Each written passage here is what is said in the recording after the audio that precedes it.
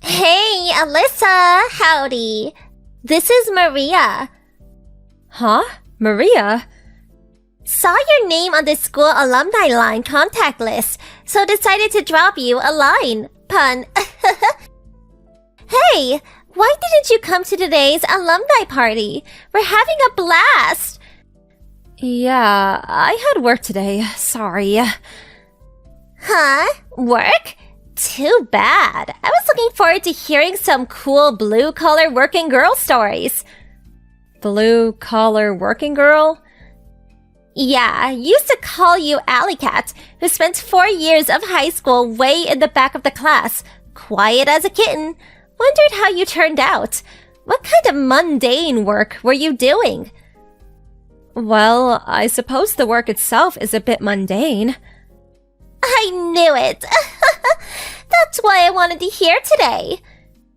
Yeah, I got a rush job in. Right now, I'm on my lunch break.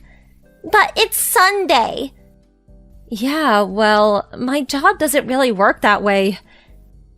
So you're in the service industry? No, I work at home, on my computer. What? Are you serious? You're not working at an office? Huh? So you're still all alone. A lonely alley cat. You never change. Never liked that nickname, to be honest. Yeah, well, actually, I contacted you for a reason. What reason? I wanted to tell you that Billy and I got married. Huh? Married? Are you talking about Bill William? The William that was our class president? Are you sure? Who else is there, lol? I thought he wasn't going to that alumni party today. That's what it said on the attendance list. Yeah, said he had an errand to run or something, so I had to attend alone. But I made the announcement to everyone that was there. And another thing, we got married 2 years ago. There were various problems at the time, so no big ceremony, just close relatives. Sorry we didn't invite you. Is that right? Seems like you're at a loss for words. Huh? Back in high school, you had a crush on Billy, didn't you? Yeah, well, kinda. I knew it. I was always good at reading people. Yeah, right. Oh yeah, I heard you also got married. That's right. I just heard from someone that your husband's also a former classmate. I kept asking who this guy is, but everyone just seems to change the subject or brush it off. Guess he's the same sort of person. Same blue-collar alley cat type. Maybe that's why nobody wants to tell me. Well, compared to Billy, who graduated from a top university, he's probably incomparable. Vocational school, maybe? So, who did you marry? Listen. Oh no! Not that nerd that was in the other class, Warren! No, Wally, some dorky name like that. Actually, it's William, or as you keep calling him, Billy. Huh? I said, my husband is William. Billy. What? Come off it! Are you serious? Hey, Maria. Didn't I just say that he was my husband and that we got married 2 years ago? If this is supposed to be some kind of joke, it's not funny. Everyone at the alumni party today, they all know that we're married. Huh? You arrived at the party about 20 minutes late today, right? The MC running the party? Well, he announced our marriage on our behalf, since we couldn't attend. Wait, what are you saying? When you made that announcement about you and William being married and all, wasn't everyone's reaction kinda awkward? Well, everyone was just, sort of envious of us, that they were shocked into silence is all. I just got a line message from a friend who's there today. They knew you were lying, and well, you're right. They were so shocked, they couldn't utter a word. What? And also, I heard that you took your kid too. So what? What's wrong with that? I'm allowed to bring my kid, aren't I? I think they told you that if you wanted to bring a kid, you had to inform them in advance so they could prepare suitable dishes. You not only brought your kid without permission, you demanded that you would be let in for free of charge due to your getting married to William. And you had demanded that your kid eats for free. So what? He's our kid. We have a right to eat for free. You better quit while you're ahead. We all know that kid is William's cousin's kid. No use making up stories, Maria. William's cousin was your former boss, who was married at the time. Well, that was 2 years ago. You said the kid, who was 3 at the time, was William's kid, and complicated things. FYI, William's cousin has been banned by his whole family. Why do you know all this? William was just protecting me. He kept my name out of all of this, so I wouldn't get hurt. But to be on the safe side, he told me everything. Kept me in the loop, if you will. You're making all this up. Oh yeah, and also, you took off somewhere when all the extramarital stuff was going on, but this whole sordid affair was the talk of the town when you went missing. You are kidding me. She really had the goal coming to the alumni party, is how one of them put it. You announced that you married William, Billy, and by the way, he hates being called that, demanding not to pay the attendance fee. Do you know what they call people like you? Shameless. You should keep that word in mind. After that short conversation, I never heard from Maria again. According to a friend who attended the party, Maria was constantly fiddling with her smartphone. After that short conversation, I never heard from Maria again. According to a friend who attended the party, Maria was constantly fiddling with her smartphone. She suddenly looked up, red-faced, and screamed out loud. She grabbed her kid, who was stuffing his face with food, pulled him roughly away, and dashed out the door. I asked him if anybody confronted her about the lies, and he said that Maria was so confident in her act that nobody got the nerve to tell her. When I told him that I was the one online with her, and he conveyed this to the others, everybody burst into laughter. I hear from neighbors that she's still around and still makes up stories to get what she wants. They all know what she's up to and have become very wary of her. Truth be told, she must have a lonely existence, you know? I kind of feel sorry for her. Mia, can you do me a favor? I need some dish soap and some toilet paper. Grab some on the way home. Oh, and also get me 20 pounds of rice. And cabbage, potatoes, pumpkins, and some Chinese cabbage too. Sorry, I know it's a lot, but I'm getting old and can't carry heavy stuff anymore. And when you're done, come over to the house and cook me lunch and dinner, please. Good morning. I'm gonna go grocery shopping this afternoon. Is that okay? Oh, but what about my lunch then? You gotta cook me dinner too, you know. But I gotta go to work. Huh? But I thought you quit. Huh? Your car. You never use it anymore. You've been home for like 2 weeks now. You quit your job, didn't you? You're a housewife now. Oh, actually, I work from home now. What? I can do most of my work on my computer, so I can work from home now. But I still got the same amount of work as before, so not sure if I have time to be a housewife just yet. Oh, I see. Yeah. Whatever. Look, if you stay home all day long then, just help me, okay? I know you've got time. What? But, wait, I know. You got a demotion, didn't you? They don't even need you at the office anymore, huh? Poor you. You must be really bad at your job. That's not it at all. More than half of our employees are working from home now. Nothing's really changed. It's still business as usual. Stop making excuses. You're so useless. My son deserves better than this. Just do as I say, got it? Come on, let's go. I can't. I've got to work. Just do it. Got it? Sorry, but I can't. I've got to go. Hey!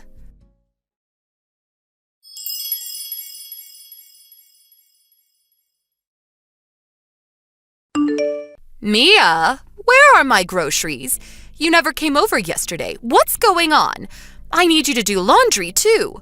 Come over now. Sorry, but I can't make it today. Why not? I've got an online meeting today. Huh? What's that? It's for work. We're gonna have a meeting online. What? You're still saying that? Stop lying. I'm not. You just stay home all day long. What meeting do you have to attend, huh? Do as I say. Just ask someone else to fill in for you. I can't. I'm part of the team, so I can't just not show up. I'm sorry, but I can't make it today. You just don't get it, do you? I'm your mother-in-law, and you're a housewife. It's your job to help me out. Like I said, I'm not a housewife. Stop making excuses. You stay home all day long. You're a housewife. Just come over now. The meeting is starting. I gotta go. Mia! Excuse me? I'm not done talking to you. My son provides for you. Don't forget that. Come over to the house right now. You know what? I'm coming over right now. If you don't do as I say, I'm gonna tell my son to divorce you. You just watch.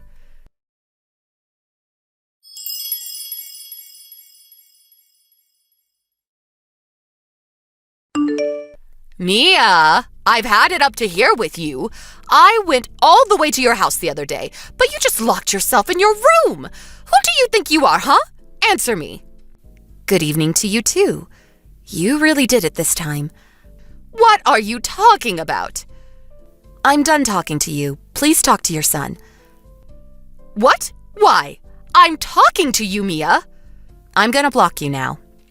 What? Hey!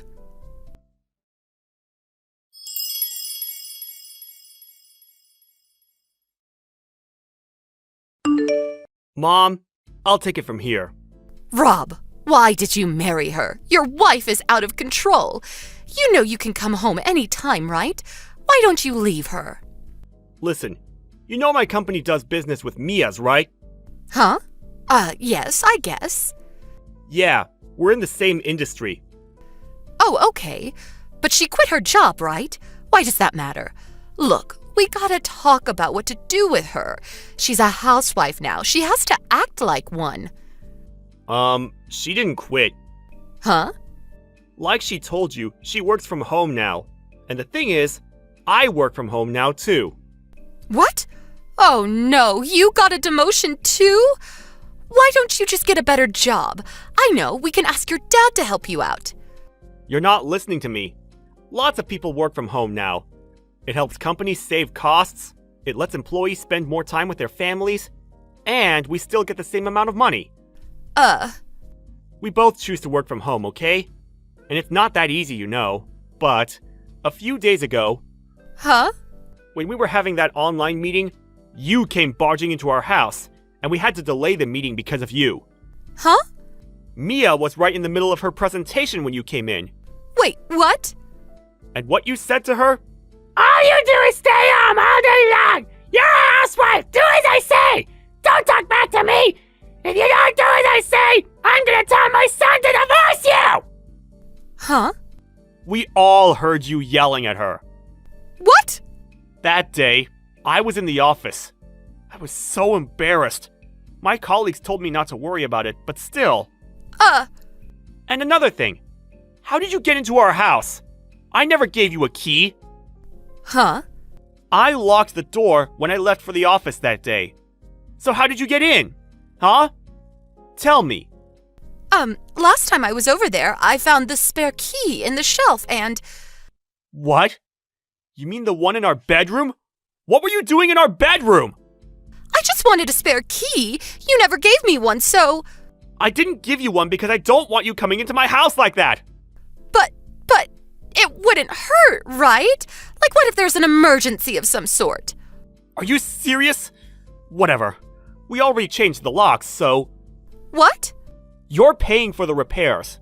I'll talk to Dad about it later. What? Wait! And another thing, we're moving soon. What? Yes, we both work from home now, so we can't have you barging into our house like that anymore.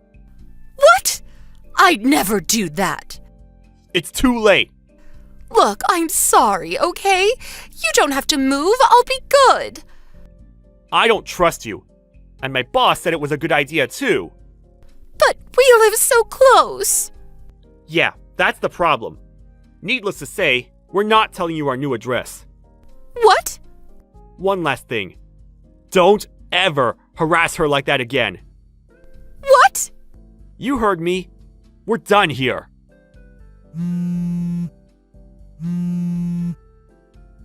Don't contact us directly anymore. If you want something, go through Dad. I'm gonna block you now. Wait!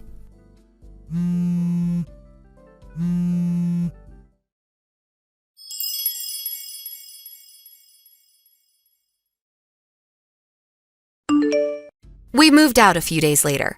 Rob's father kept a close eye on her. Everything went according to plan. We no longer had to worry about her barging into the house. It was such a relief. According to my father-in-law, these days she spends most of her time complaining about me, and she was trying all kinds of things to find out where we live. Her husband was getting pretty sick of her. He said he was thinking about leaving her soon. Oh well, not my problem. Robert? Why is your stuff still here? Move out already! I've been waiting forever! I already packed up my things. I'm moving out tomorrow. I told you this already. You're so slow. You're so disorganized. You gotta learn to be more patient. And I'm moving out because of you. You're the one that said you wanted to move back in. You realize that? What? Shut up, you shut-in! Mom and Dad might have left you the house, but don't push it. You got to live there for free all these years. Now it's my turn. Huh? What are you talking about? When Dad died, you didn't even call me. You took everything for yourself. You shut-in. You're such a loser. You're the one that blocked us. You left home as soon as you graduated high school. You didn't even show up at Mom and Dad's funeral. And now you want to move back in with your wife and kids? Give me a break. Shut up! I was busy, okay? And I hated my parents. They never cared about me. You know that. All they cared about was you, their first son. You hated them? That's why you left? Yeah, but then you took all the inheritance for yourself. You useless shut-in. It's so unfair. I don't know. I think they took good care of you. They cared about you, man. If anything, I thought they were spoiling you. Shut up! From now on, the house is mine. I'm in charge now. Stay out of this, okay? Just get your stuff and move out. Now! Got it? Yeah, the house is too big for me anyways, but, you can inherit the house if you want, but you got money to pay for it? Property tax, the mortgage, it's not cheap, so I'm just saying. Ha! I'll be fine. If you can afford it, so can I. You're an unemployed shut-in. I'm not like you, okay? Plus, I can always use the inheritance money if I have to. Whatever, if you say so. The house is yours then. Take good care of it. Don't come crying to me for help afterwards. Shut the hell up, you shut-in! You're an embarrassment! Get out! Don't ever come back! As you wish. Just shut up and go, stupid loser! Have fun being homeless! Don't ever contact me again! Yeah, good luck. Bye.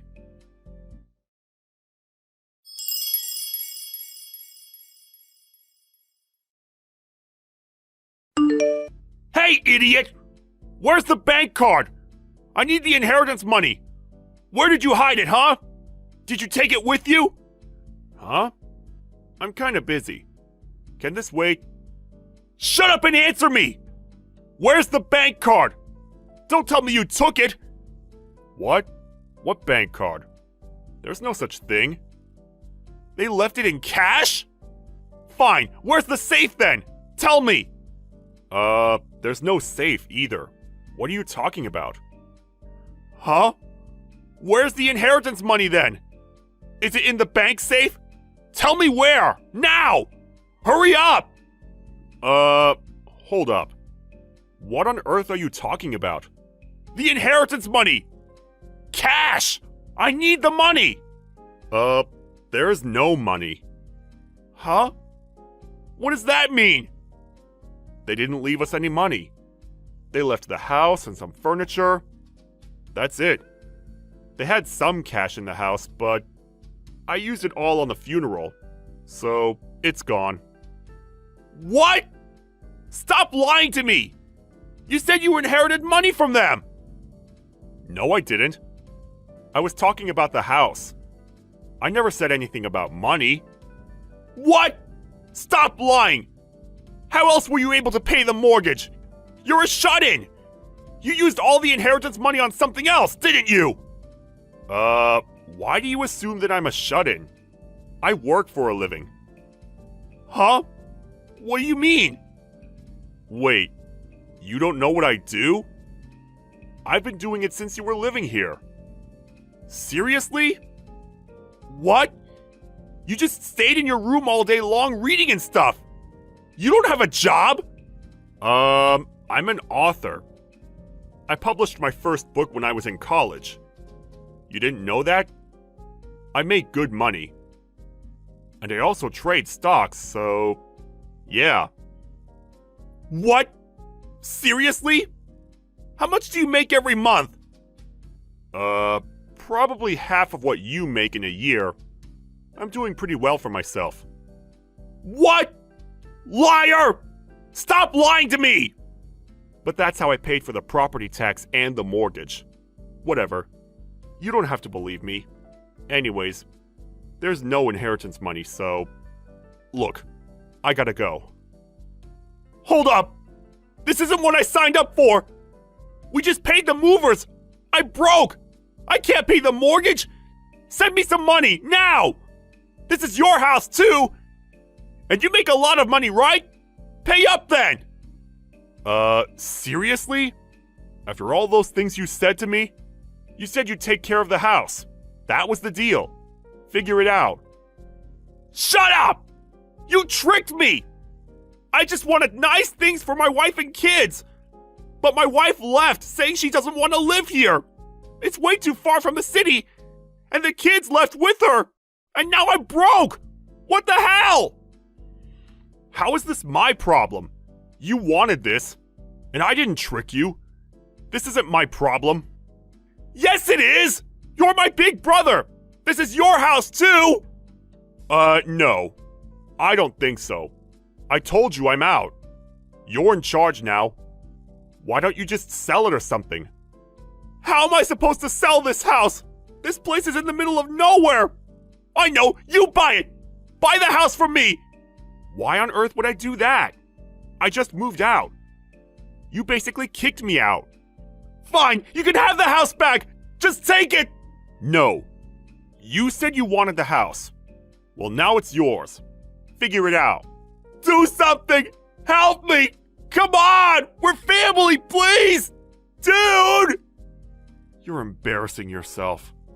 You're an adult now. Deal with it. Bye now.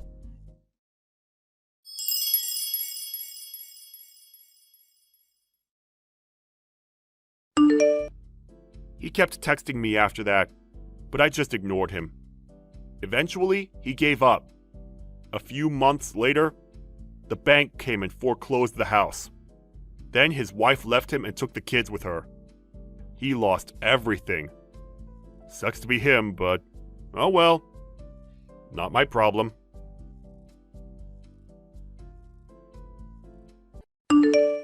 Hey you! You done with work? Yeah, but, can you at least call me by my name? What? I know I'm not your mother, but your dad and I are married now, so Can you at least call me Aaron? Ugh, whatever. Look, I want some ice cream. Get some on the way home. What?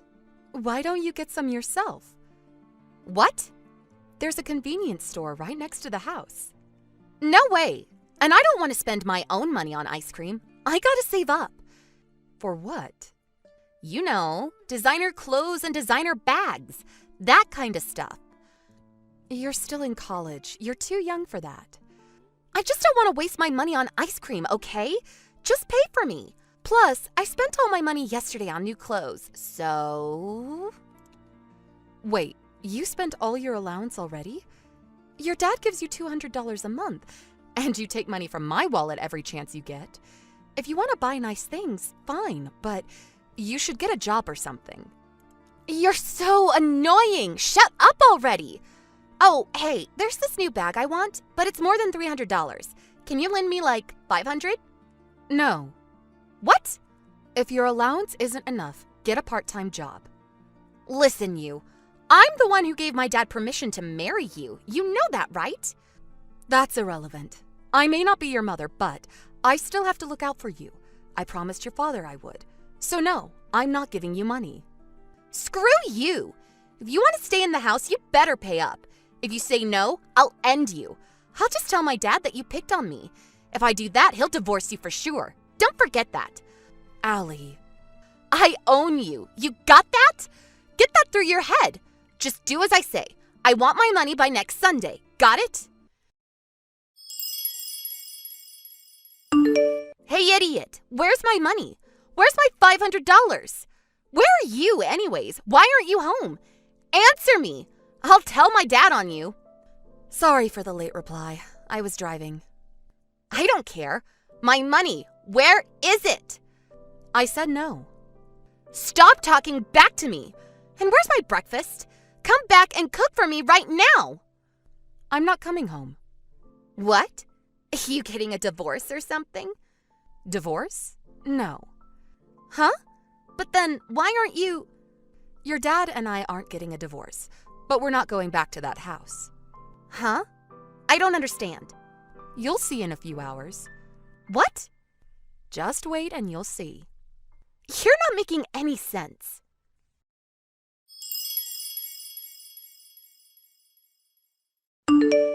Hey, what the hell? My mom is here with her boyfriend. They're moving in? What is this? They didn't tell you? No, what's going on? Tell me. Fine. That house, it's under your mother's name now. Why? Your father talked to her. Huh? About what? Your mother took custody of you. In return, your father gave her the house. What? We left the house around midnight when you were sleeping. Check our room. It should be empty. Wait. So mom and dad made some kind of deal? But mom gets custody of me and she gets the house? That doesn't make sense. Yeah, I was confused at first, but after he explained it to me, it made sense. What do you mean? Let me clarify a few things first. 5 years ago, your mom cheated on your dad and they got a divorce. You decided to live with your dad for financial reasons, correct? Yeah, so? Dad had more money, so mom didn't even have a job. Okay, makes sense. But what? You and your mom, you two planned this whole thing, right? Huh? Your father, he's not your real dad. And you knew that, right? Huh? Your dad, he's one of your mom's old boyfriends. You knew that, but you acted like you didn't know. Wait, what? Your father knows that you still keep in touch with your mom. What? But according to the divorce arrangements, you two weren't supposed to contact each other directly. You had to go through your dad. He knew something was up, so he hired a PI to look into it. What? Yeah, he's my personal ATM machine. Mom's living it up with her boyfriend. He still thinks I'm his real daughter? What an idiot. Wait, how did you... The PI got it all on tape. You two were laughing at him behind his back. But the thing is, he knew about it. Wait, what? Yeah, but he decided to take care of you anyways. You two might not be related by blood, but to him, you were still his daughter. You realize that? But you two, how dare you? He was devastated when he heard those tapes. But he decided to move on. What? He said you're just like your mother. So what? She's my mom. The way you laugh, it's really mean, just like your mother. What? And he knew about the way you treated him. What? And I showed him all the messages you sent me. What? You can't do that! That's an invasion of my privacy! Maybe so, but he said you sound just like your mother. What? Screw you! He's my father! How can he say that about me? Actually, he's not. Shut up!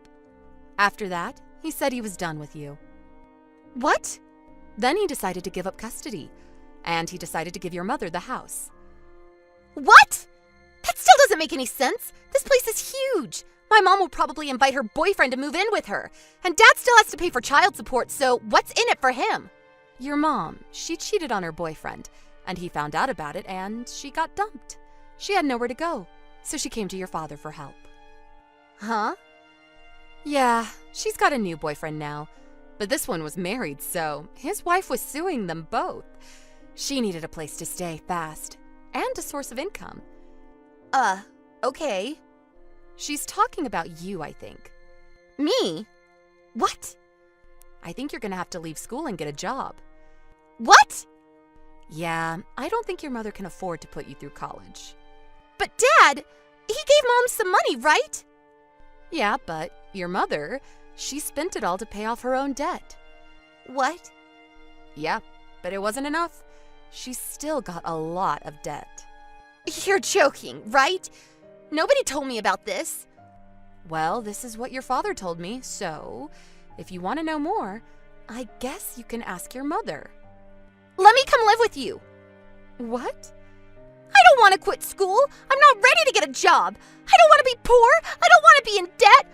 Please. I've got no say in this. Convince my dad, please. It's up to him, so my hands are tied. I'm sorry, but I don't know what else to tell you. Wait, you said you'd take care of me. You promised. Well, my husband gave up custody, so it's different now. Hey! You're a grown woman. I'm sure you'll figure it out. Take me with you. Sorry. Please!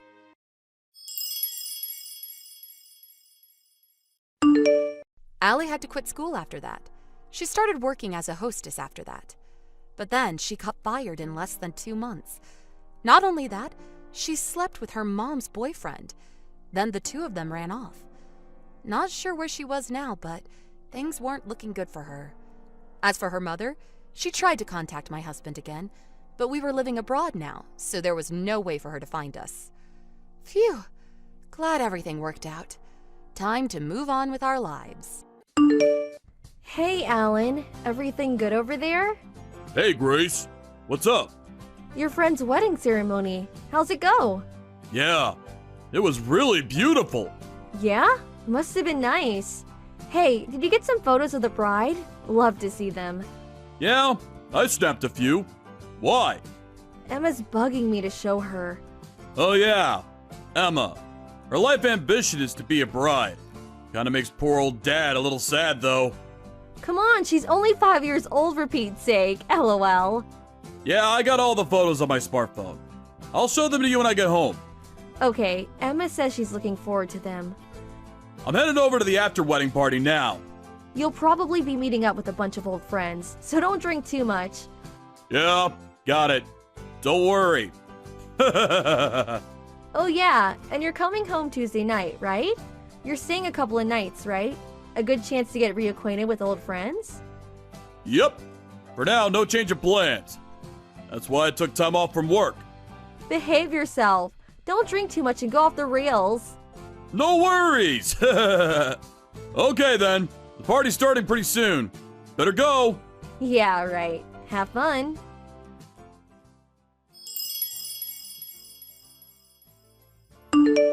Hey, Grace. What's up? Do you have some time to talk? Hey Nora, been a while. The last I talked to you was at the alumni party, like 2 years ago, wasn't it? Was that 2 years ago? Seems like yesterday. I heard you were in Europe. Are you back? Yeah, it was my youngest sister's wedding, so my husband and I came back to attend the ceremony. I'm at my folks' place in San Jose. Huh? Your youngest sister is still about 20, right? She's already getting married, huh? Yeah, I was a bit worried at first, but her husband is 10 years older. But my other sister's husband happens to know the groom. He vouched for him, so with that, my folks gave her their blessings. I see. Anyways, congratulations! Yeah, thanks. Oh, that reminds me. My husband also attended a wedding near San Jose yesterday. I thought so. Huh? Got to talking, forgot about what I lied you about. Well, evidently, my sister's husband, the groom, knows your husband. Huh? Seriously? The wedding was at the K Hotel in downtown San Jose, wasn't it? Yeah, that's right. His name was on the groom's invitation list, so it wasn't my mistake. Wow, what a coincidence. Yeah, if I had known beforehand, I would have said hello. I was going to check if I was right at the after-wedding party, but right after the wedding, he apparently said he had other plans and left right away. Huh? He left right after the wedding? Huh?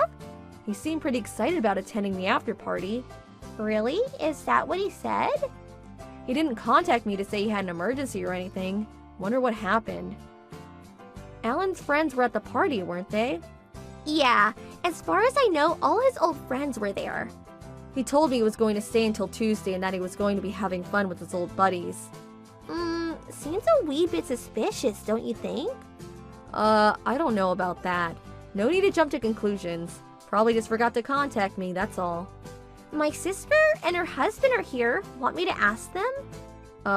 Yeah, okay. Just in case, could you ask them? Okay then, hold on a second.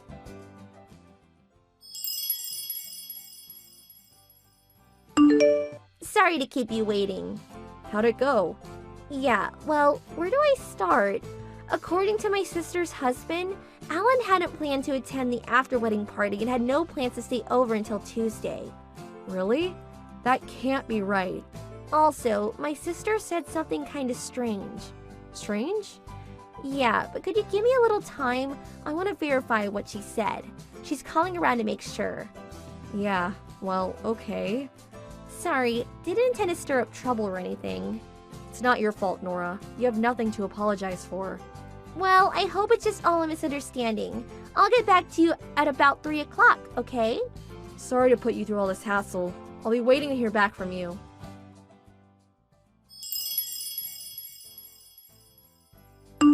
Hey, Grace. Almost home. Man, I'm bushed. It was fun. Really had a wild time with my buddies. Oh, you're back. Hey, just got to the front door. Hey, what is this? The key doesn't fit. Oh, that. I canceled the apartment lease, so I suppose the landlord changed the locks. Huh? Canceled the lease? Yeah, that's right. Me and Emma, we don't live there anymore. Come on. Quit screwing around. I'm tired. Was there some reason to move out? Boy, oh boy, getting all the stuff moved out was a real chore yesterday. But I'm glad we leased out the apartment in my name. And about your stuff, I sent them off to your parents' place. What the hell is going on? What happened? Yeah, well, where to start? I haven't really worked it all out in my head yet. Come on, out with it! Okay, then let's begin with, you know that the groom from the wedding the other day, right? And you know he has 4 younger siblings too, right? Huh? Yeah, what about it? The bride is the youngest of 2 or 3 sisters too, I think. Yeah, the eldest of the sisters is called Nora. She's a friend from college. Huh? Are you serious? Yeah, and Nora called me the day after the wedding. I was shocked as you are when I knew who she was. Heard she married a foreigner and now lives overseas, right? Nora came to our wedding too, but it was 6 years ago, so I guess you didn't notice. Oh, really? Too bad I wasn't able to say hello. If I had known, I would have said something. And I guess it was about this time last year. The wedding ceremony for Nora's other sister. Yeah, the groom from that wedding. Like, the groom this time. He's my friend too. I attended that wedding too. We all grew up in the Bay Area, but to be so connected. A real coincidence, huh? Wait, then, didn't Nora say anything about me last year? She wasn't able to attend last year. Things came up and she was overseas then too. Oh, okay, I get it. But what does that have to do with you guys not coming home? Guess you still don't get it. Huh? What are you talking about? But you do know this. All three of the sisters had one common friend. Huh? You went to the wedding, so that person was obviously invited. Is this about... Finally starting to see the picture. You see where I'm going with this line of questioning. Finally. I was... well... Stella, 20 years old, right? The last year, at that wedding, you seduced her. After that, you continued the relationship, seeing her on a regular basis. And even worse, you said you were single. When did you learn all this? Her little sister heard it through small talk. She mentioned that her boyfriend was also way older than her. What really got the ball rolling was when she showed a photo of herself with you. Huh? Yeah, the photo was like 2 days ago. When I was talking with Nora, there was this gap in our conversation. Things just didn't mesh. So Nora checked with her sister. We found that you didn't attend the after-wedding party, but instead, you went off on a romantic holiday trip with Stella. I hear you made plans for this little jaunt way in advance. Seem to be having so much fun with your little mistress. You are aware that you're married and have a child. Didn't cross your mind, huh? Cat got your tongue? Nothing to say, dear? If you got some explanation, let's hear it. Darn it! I'm busted. What can I say? So, that means you confessed to your affair? Yeah! I am happy to admit it. Load off my chest. Happy, huh? Yeah! Overjoyed! I mean, I divorced you, and I get to marry a beautiful 20-year-old babe. So there. As for custody of Emma, you can have her. I'll live my new life with a beautiful young wife instead of spending the rest of my days with an old hag like you. I'll give you a divorce, so stay away from us. Forever! About this girl, Stella. You were going out with her without telling you were married and had a kid, am I right? Yeah, so what? I get divorced, and it no longer matters. Is it really that simple? If you think you've got me back against the wall, you got another thing coming. Stella and I are in love. This is a strong love binding us. This little mishap will not affect us at all. Just a minor irritant. Besides, Stella is head over heels in love with yours truly. Older, more experienced, and handsome to boot. Oh, really? Isn't that what they call delusions of grandeur? Huh? Or is it just something that you had pent up inside you all these years? I never thought you were the type. What the hell are you talking about? Oh, yeah. Here you go. What's this? As you can see, a photo of you and Stella. Got more where that came from. There's some really obscene ones too, but deleted those. Felt yucky leaving them in my photo file. What the? Why do you have these photos? Stella was kind enough to send them to me as evidence of your infidelity. Huh? Stella? Yeah, you guys parted ways during the holiday trip, right? Yeah. She said she had an emergency errand or something. Well, right after that, she got in touch with Nora's younger sister and we arranged a video chat. Had a good long talk with Stella. Huh? She was shocked to hear you were married and had a 5-year-old daughter. I told her I would forgive her if she would provide some photos for evidence. She didn't hesitate. Sent me a whole slew of compromising photos. Hard for me to look at, BTW. You're not serious! Very serious. About Stella. She said if she knew you were married and had a child, she would not have gone out with you, even if she was fond of you. She was pretty pissed off that you deceived her. Said she never wanted to see you again. You're making all this BS up! Stella would never say such a thing! She said she made a huge mistake. Better to break it off. Huh? Yeah, told me to tell you that if you were adamant about continuing to see her, she was so pissed that she probably couldn't hold back smacking you right in that big fat nose of yours. Her words, not mine. She was also positive you go ballistic over this and added that if you value your life, stay away from me. Again, her words, not mine. Strong-willed girl for sure. Kinda like her. That's BS! Yeah? I don't know. Her eyes seem dead set to me. Not really my place to say, but that anger, that intensity, really came through watching her in the video chat. She almost seemed possessed. Was Stella that angry? What do you think? That she would be elated and smiling? Even though you deserve the consequences of your actions, I would listen to her and never see her again. No. No way. The love between us would never crumble. Not for something so minor. Okay, wanna go see her and risk losing an arm and a leg? But by your expression, maybe even your life. Yeah, well...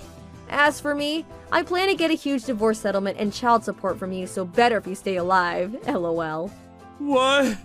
But I'm... If you're bullheaded enough to still go see her, I really recommend that you plead with her to spare your life. Keep it down to ER level injuries. ER level? Well, can't guarantee what she'll do, but I'll pray for you. Oh, my God. What do I do?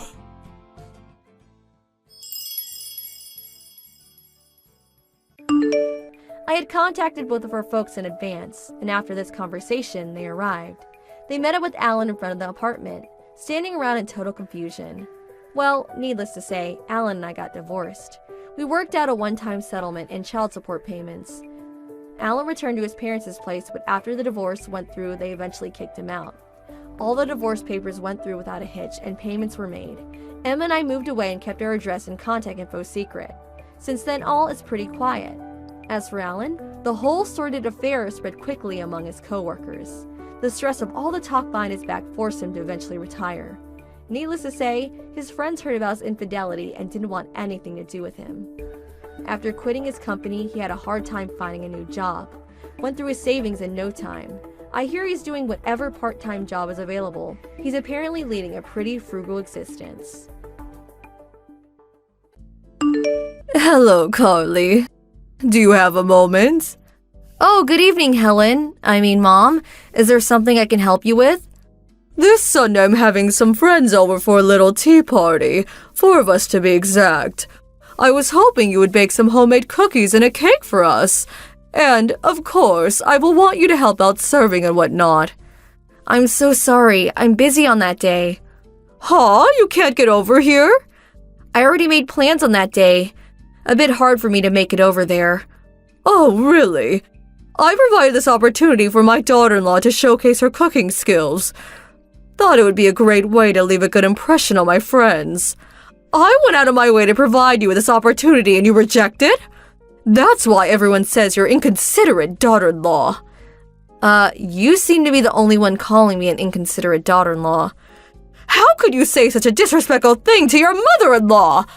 I also experienced being a daughter-in-law, therefore I know when you're being inconsiderate, even if no one else is saying it.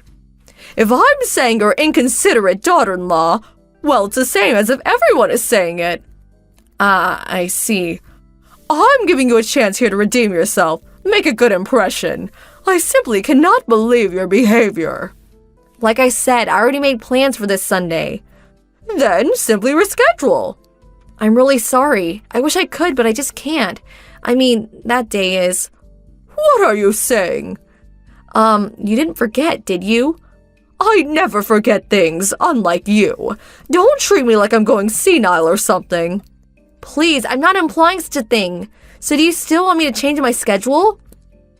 Oh, just forget it. If you're so reluctant, don't come. Besides, you get here with that attitude and serve my friends. I'll be the one that will end up embarrassed. But I still want you to make the cookies and cake. I'm really sorry, but I don't have the time for that either. Just bring it to the house on Sunday morning. You're not hearing me. I can't do it. Okay, I'll be waiting for those delicious cookies.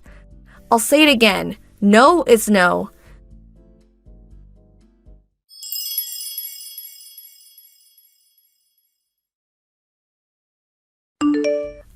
Helen, Mom, can we talk? It seems you entered the house while Frank and I were out. Can I ask what you were up to? Hello, Carly. By the looks of it, you somehow managed to make that cake I requested. Thought you were busy. Huh? What are you saying? You didn't bring it over, so I went there to reprimand you, but then I saw that you did indeed prepare something. That cake was more than enough for my guest, so I will forgive you just this time. Like I said, what are you saying? Oh, yes, that reminds me. All the food on the table. I threw it out. I mean, what was all that? Little finger sandwiches, canapes, little bits of chicken? So that's how you cook dinner, is it? Just pile it up on one big plate like some community plate. Disgusting. You really should learn to cook and prepare food properly. Plates, bowls, butter plates. There is an art to serving food, you know. Kids won't learn proper etiquette if you serve food on one big plate like it's party food. Well, at least bring back the cake. Oh my God, how time flies. My friends will be arriving soon. Please, Helen, Mom, please bring the cake back. Please. I made that for today. It's a special occasion. Yes, that's exactly right. Thank you so much for the cake. I can't believe you're doing this knowing full well what today is. Oh, my friends have arrived. Sorry, I won't be able to return your line messages. Mom, please.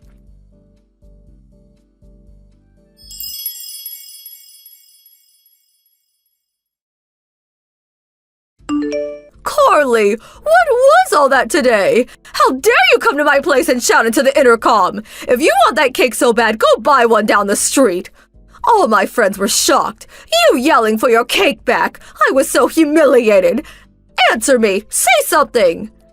The messages alerts were getting on my nerves, so it's you. Mom, what do you want now? Getting on your nerves, huh?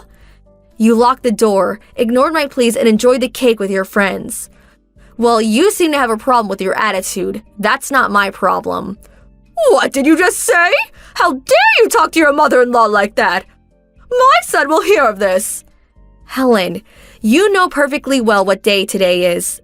And you do this? So you hate your daughter-in-law, but do you also hate your grandson? Huh? You just completely ruined your grandson's birthday party. Huh? Birthday? That's right. It's your grandson Christopher's birthday today. Wait 1 second. Would you? Christopher's birthday? Today? What? Are you serious? You had no idea? His birthday. It was today? That's right. It was his 7th birthday today. Happy birthday was written on the cake. Or did you not see that? I didn't notice it. Huh? But you said you never forget such things. What was that all about? I thought you were talking about your little get-together with friends.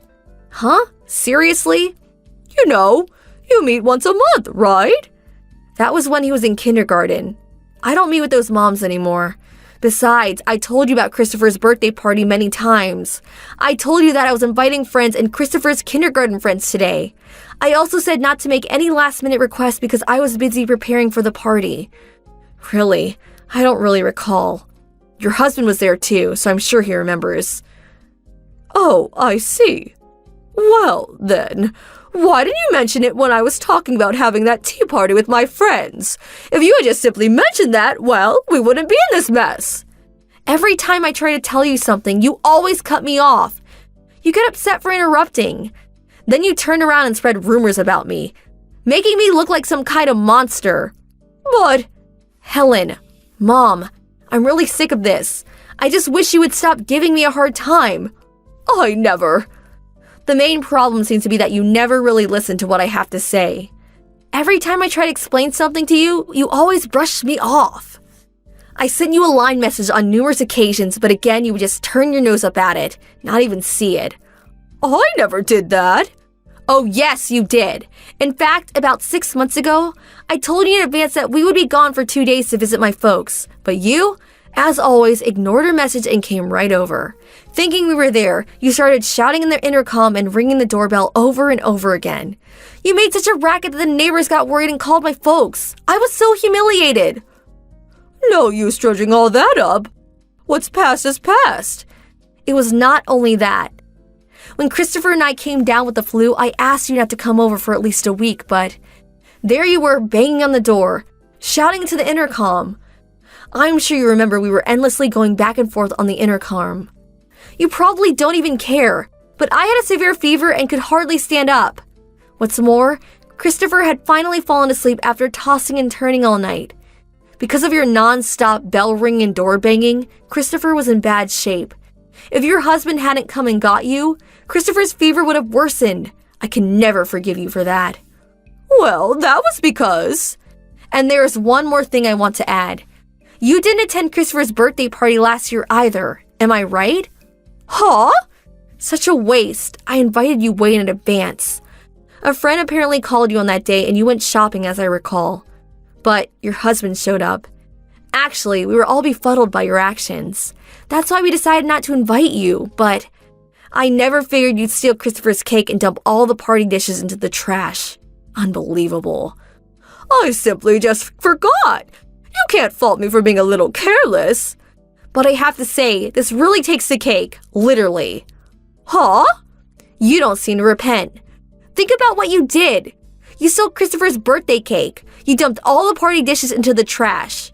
As a result, we had to cancel the entire party and send everyone home. But fortunately, everyone was very understanding and we were able to postpone the party until next week. Do you realize how much damage you caused? Do you realize how much Christopher cried? Come on, you're being overdramatic. Besides, in situations like this, you should have been more resourceful. Resourceful? Yes, you could have just gone out and bought everything you needed. And there is Uber. I do know that the supermarket is right nearby and the bakery down the street was still open. If you're a mother, you have to be resourceful in order to overcome any kind of obstacle, such as today. That's your problem. You don't have the adequate resources to be a good mom. Wow, I really don't have the energy to like you today. Huh? You do know that Christopher is allergic to wheat flour. Huh? Yes, a couple of other kids we invited are also allergic to flour. That's why I prepared the cake and cookies using rice flour rather than wheat. But that was all kaput, thanks to yours truly. You say, just go buy it at the supermarket. Well, it's not that simple. Allergy? Christopher is allergic to wheat? Huh? Are you being serious? You weren't even aware of it? This is a serious matter, you know? Well, I was. So whenever Christopher went to visit your house, he never ate any wheat-related foods. What did you think? I just thought your bad attitude just rubbed off on him. Am I hearing you right? I really don't understand why you enjoy giving me a hard time, but I'm sure your son explained Christopher's allergy problem on numerous occasions. How could he be so oblivious to such a serious issue? Christopher's life may have been at stake here. To be honest, I never want to see your face again.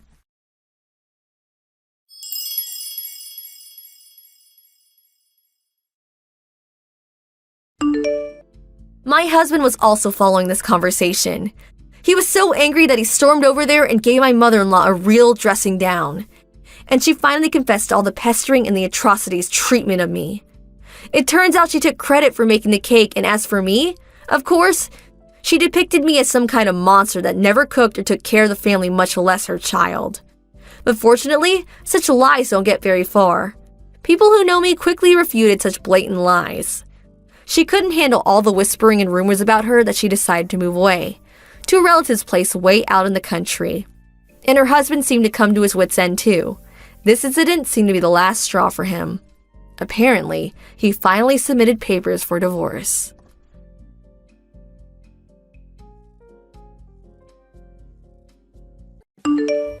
Hey, Harold, you got a minute? I have something to say to you.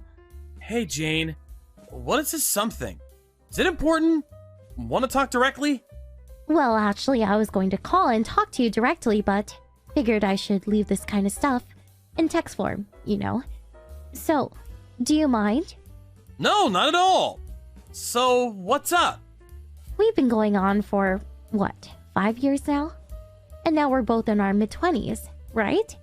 Yeah, almost past the midway point and on our way to 30. Time flies. Yeah, right? So, I'm seriously contemplating marriage.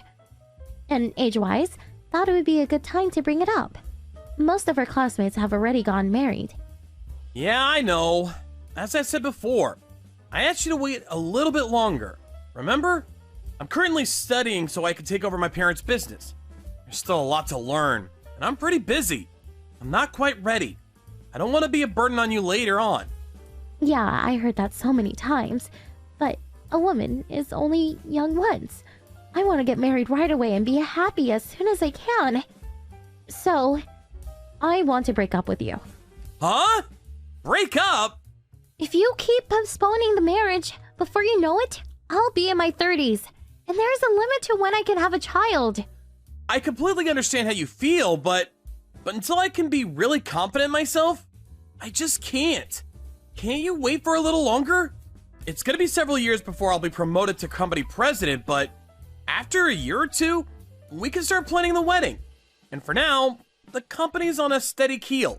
I will never make you struggle financially.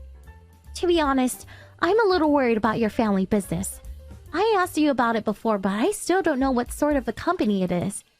It's just some local business or a small factory, right?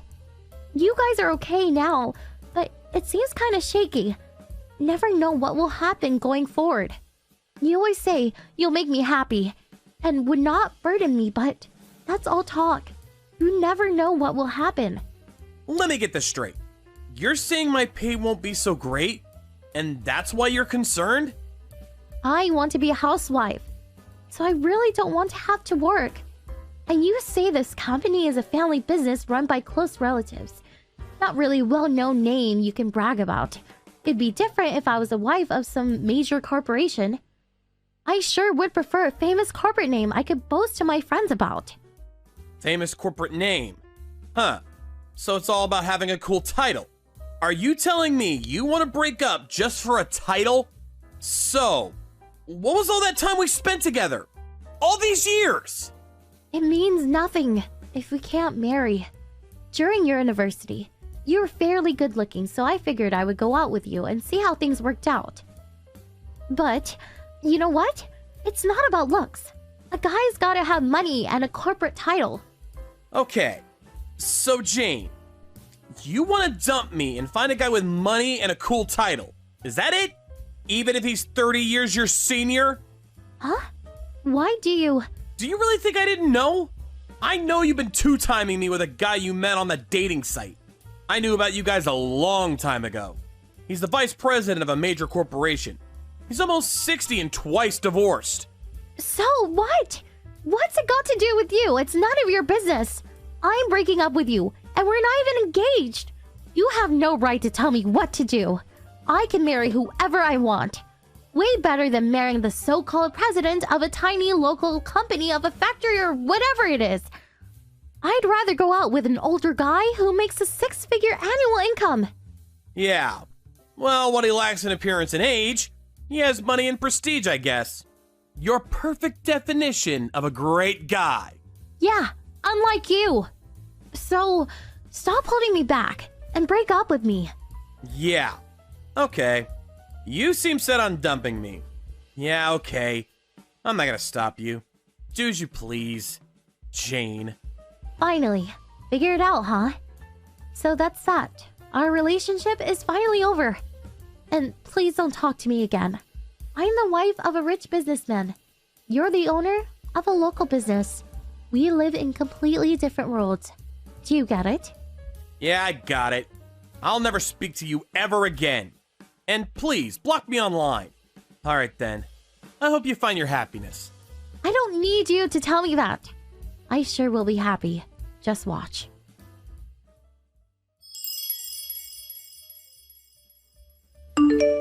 Hey, Harold! It's been so long. I saw the newspapers. Your company was all over the news. I'm not really sure what it is all about, but that is really something on the front page. I knew you would be a success someday. Huh? Is that you, Jane? What's up? Did you decide to unblock me? I saw a huge picture of you in the paper today, and I immediately contacted you. I thought your company was some small local business or something. You were able to get, what was it? A patent? I was so shocked. I did a little research on my own. Didn't realize your company has a long history and is quite large. Your company runs various vacation spots and hotels, right? Harold, you never told me your family business was so big and rich. Well, I'm not the one that's rich. My parents own the whole thing. They've been protecting the company and family name for generations. But you're going to inherit it all someday, right? All of it is going to be yours someday, right? The company and all its assets and all the money, right? Yeah, well, I guess. That's a long way away. I'm still learning the ropes. Wow, You're set to inherit it all. It's so wonderful. That's my boyfriend. Huh? What's with this, my boyfriend? Don't you remember? We split up years ago. What happened to the old guy you were gonna marry? I broke up with him long time ago. He was rich, but he was just too old. He smells, he's fat, and just really yucky. So, I figured we could get back together. What? Not a chance. Why would I go with you again? Besides, But the last time we talked about breaking up, you tried hard to stop me. I was sure I sensed some affection towards me. There is nobody to interrupt our relationship anymore. So I'm willing to let bygones be bygones and start over. like I said, no chance. Besides, Come on, don't be shy. And your preparations for the job? That's just about complete, right? This time, I'll marry you. I'll go over to your place this weekend, say hello to your folks. What do you say? Boy, I can't wait to go to your house. I heard your home is quite a mansion. Can't wait to be called the president's wife. I already have 2 kids. Huh? I'm already married, and I have 2 lovely kids. So obviously, I can't marry you. Sorry. Huh? What? Are you serious? Why are you married? Am I not allowed to get married? I mean, I never said I was gonna stay single for the rest of my life. But when we were going out, you never wanted to get married. As if you're avoiding it. But then you break up with me, and after a couple of years, you get married? Come on! And you have kids? That's absurd! Then why didn't you marry me back then, when I asked? That's why I told you back then to wait a year or 2 to get things in order. Then I would marry you. You're the one who couldn't wait and went ahead and had a fling with that dude. Something about money and a cool title, as I recall. Yeah, but I didn't know about your company. Jane, you really are something. You don't even try to hide the fact that all you're interested in is the money. I want you to divorce your wife right away and marry me. Your ex-wife can take custody of the kids, and we'll make our own. Are you senile? I'm not getting divorced. My wife is a wonderful and sophisticated woman, unlike you. After breaking up with you, my folks introduced me to her. She completely understands what is required for my job and supports me every step of the way. She makes me very happy. She made me realize the importance of family. She's a wonderful wife. And FYI, she would never cheat on me. But I broke off my relationship with that guy just so I could marry you. I make amends. I broke it off to be with you. It's because I love you, Harold. I can't believe you would chase away your ex-girlfriend that way. You're so cruel. Monster! What the hell are you talking about? Your breaking up with the guy has nothing to do whatsoever with me. We're complete strangers. But And you said you broke up with the guy. That's a lie, right? The truth is, he dumped you. Am I right? huh? Of course not. That guy you had that affair with? He's a real womanizer, I hear. He would lay his hands on not only his employees, but also his daughter's friends. He would use his money as bait to lure in any woman that would fall for it. I can understand him being twice divorced. He just used you and dumped you. Am I right? As you said, woman is only young once, but that precious time was all used up by some old womanizing geezer. I feel for you, Jane. No, you're wrong. He didn't use me. I was the one who dumped him. Stop making it out like I'm the victim here. Yeah, I get it. Anyways, I have a wonderful family, so I have no intention of marrying you. Find some other schmuck. This time, I'm gonna block you, so please don't try contacting me again. What? Hey, come on. Can't I just contact you sometimes? If you can't marry me, how about a mistress? I wouldn't even want you as a friend. Like you said, we live in completely different worlds. So, I'll leave you with those wise words. See ya! Hold on, please.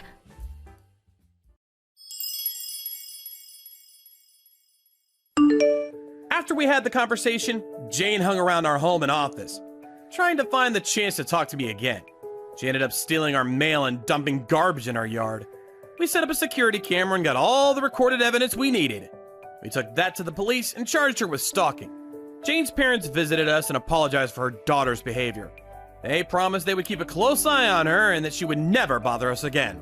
We received minor compensation for her nuisance, and she was let go into the custody of her folks. That was the last I ever saw of Jane.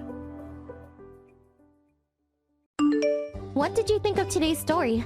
Waiting for your comments. Please stop by again. If you like this story, click the like button and subscribe. Winnie, where are you right now? Did you go out to buy that equipment Mr. Parker asked you to get earlier? Hi, Nora. Yes, I did. I went out a couple of hours ago. I'm just on my way back to the office now, actually. I see. Well, be a darling and pick me up some new lipstick on the way back, won't you? Wait, did I need some foundation too? I'm not sure. I was running low. Oh, yeah. I really like the look of the Channel perfume. They've been running adverts for on TV lately. Be an absolute sweetie and pick up a bottle, okay? Apparently, it's good for sleep. I've been reading all sorts of fascinating articles on sleep perfumes lately. Everyone's doing it. Excuse me? Wait, can we just clear something up first? Are these company supplies? Surely we don't need any of this stuff for the office, do we? What are you talking about? Of course we do. Haven't you heard? I'm going on a business trip to one of our branch offices tomorrow. Oh, dear sweetie, where have you been? It's the talk of the office. I need them to take with me. So be an absolute doll and go shopping with me, won't you? Thanks. Listen, Nora. Something tells me I'm not gonna be able to claim for any of this stuff on company expenses. To be completely honest with you, there is a chance you won't. But there's a chance you will, so enough with the questions. Just buy them, okay? Once I'm back from my business trip, I'll fill out the form to claim the money back on expenses. Just get them for the time being, okay? We can iron all these minor details when I'm back. No way! These aren't minor details. Just hold on a second. You're asking me to pay for something with my own money that there's a good chance you won't be able to get back on the company expenses, and I can't do that. In actual fact, we haven't gotten back a single cent from anything I bought you, ever! All of your expense claim applications get rejected. I wouldn't necessarily mind that if you actually paid me back yourself, but you don't, do you? You never do. My money may as well be disappearing into a black hole with you. Not only that, but the stuff you asked me to buy isn't exactly cheap, is it? Take a chill pill, sweetie. My husband is the CEO, you know that. All I have to do is say the word, and he'll see to it that we get everything back on company dime. But hey, even if we don't, is it really that important? I don't see what the big deal is. How can you not see what the big deal is about making me buy you all your makeup and accessories with my own money all the time? Are you for real right now? You will pay me back, won't you? Ever since I joined this company 5 years ago, I haven't seen a single cent of the money I spent on favors for you. Just this one time, honey, you say, I'll pay you back later, you say, and you never do. Oh, Winnie, my dear, why do you have to be so petty?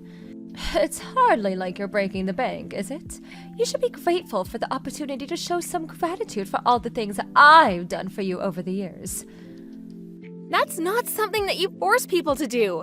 If I want to show you your gratitude, I'll do it on my own terms. And you've got some nerve to try and downplay the amount.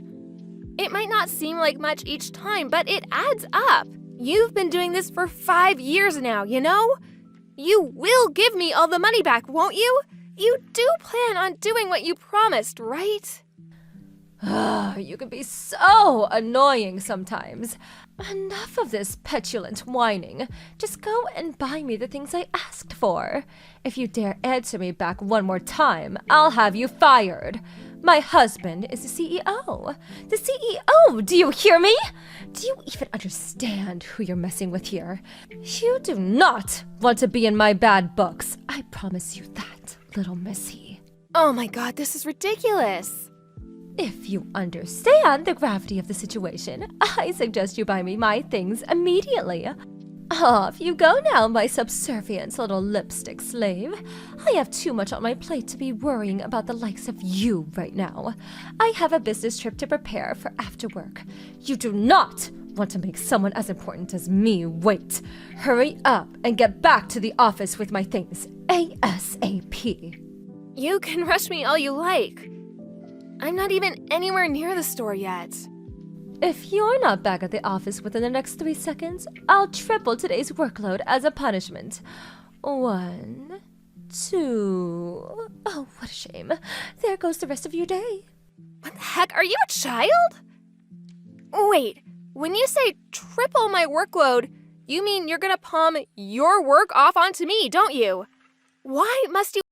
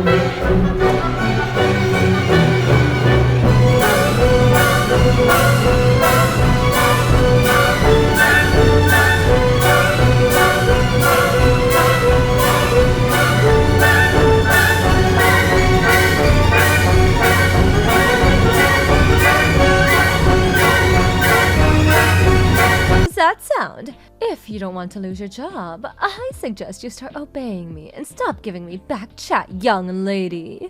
You're my slave. Make sure you never forget that. Oh, you better not slack off while I'm away on my business trip either. I'll know if you do. I have eyes and ears everywhere at this company. Do your job properly, slave girl.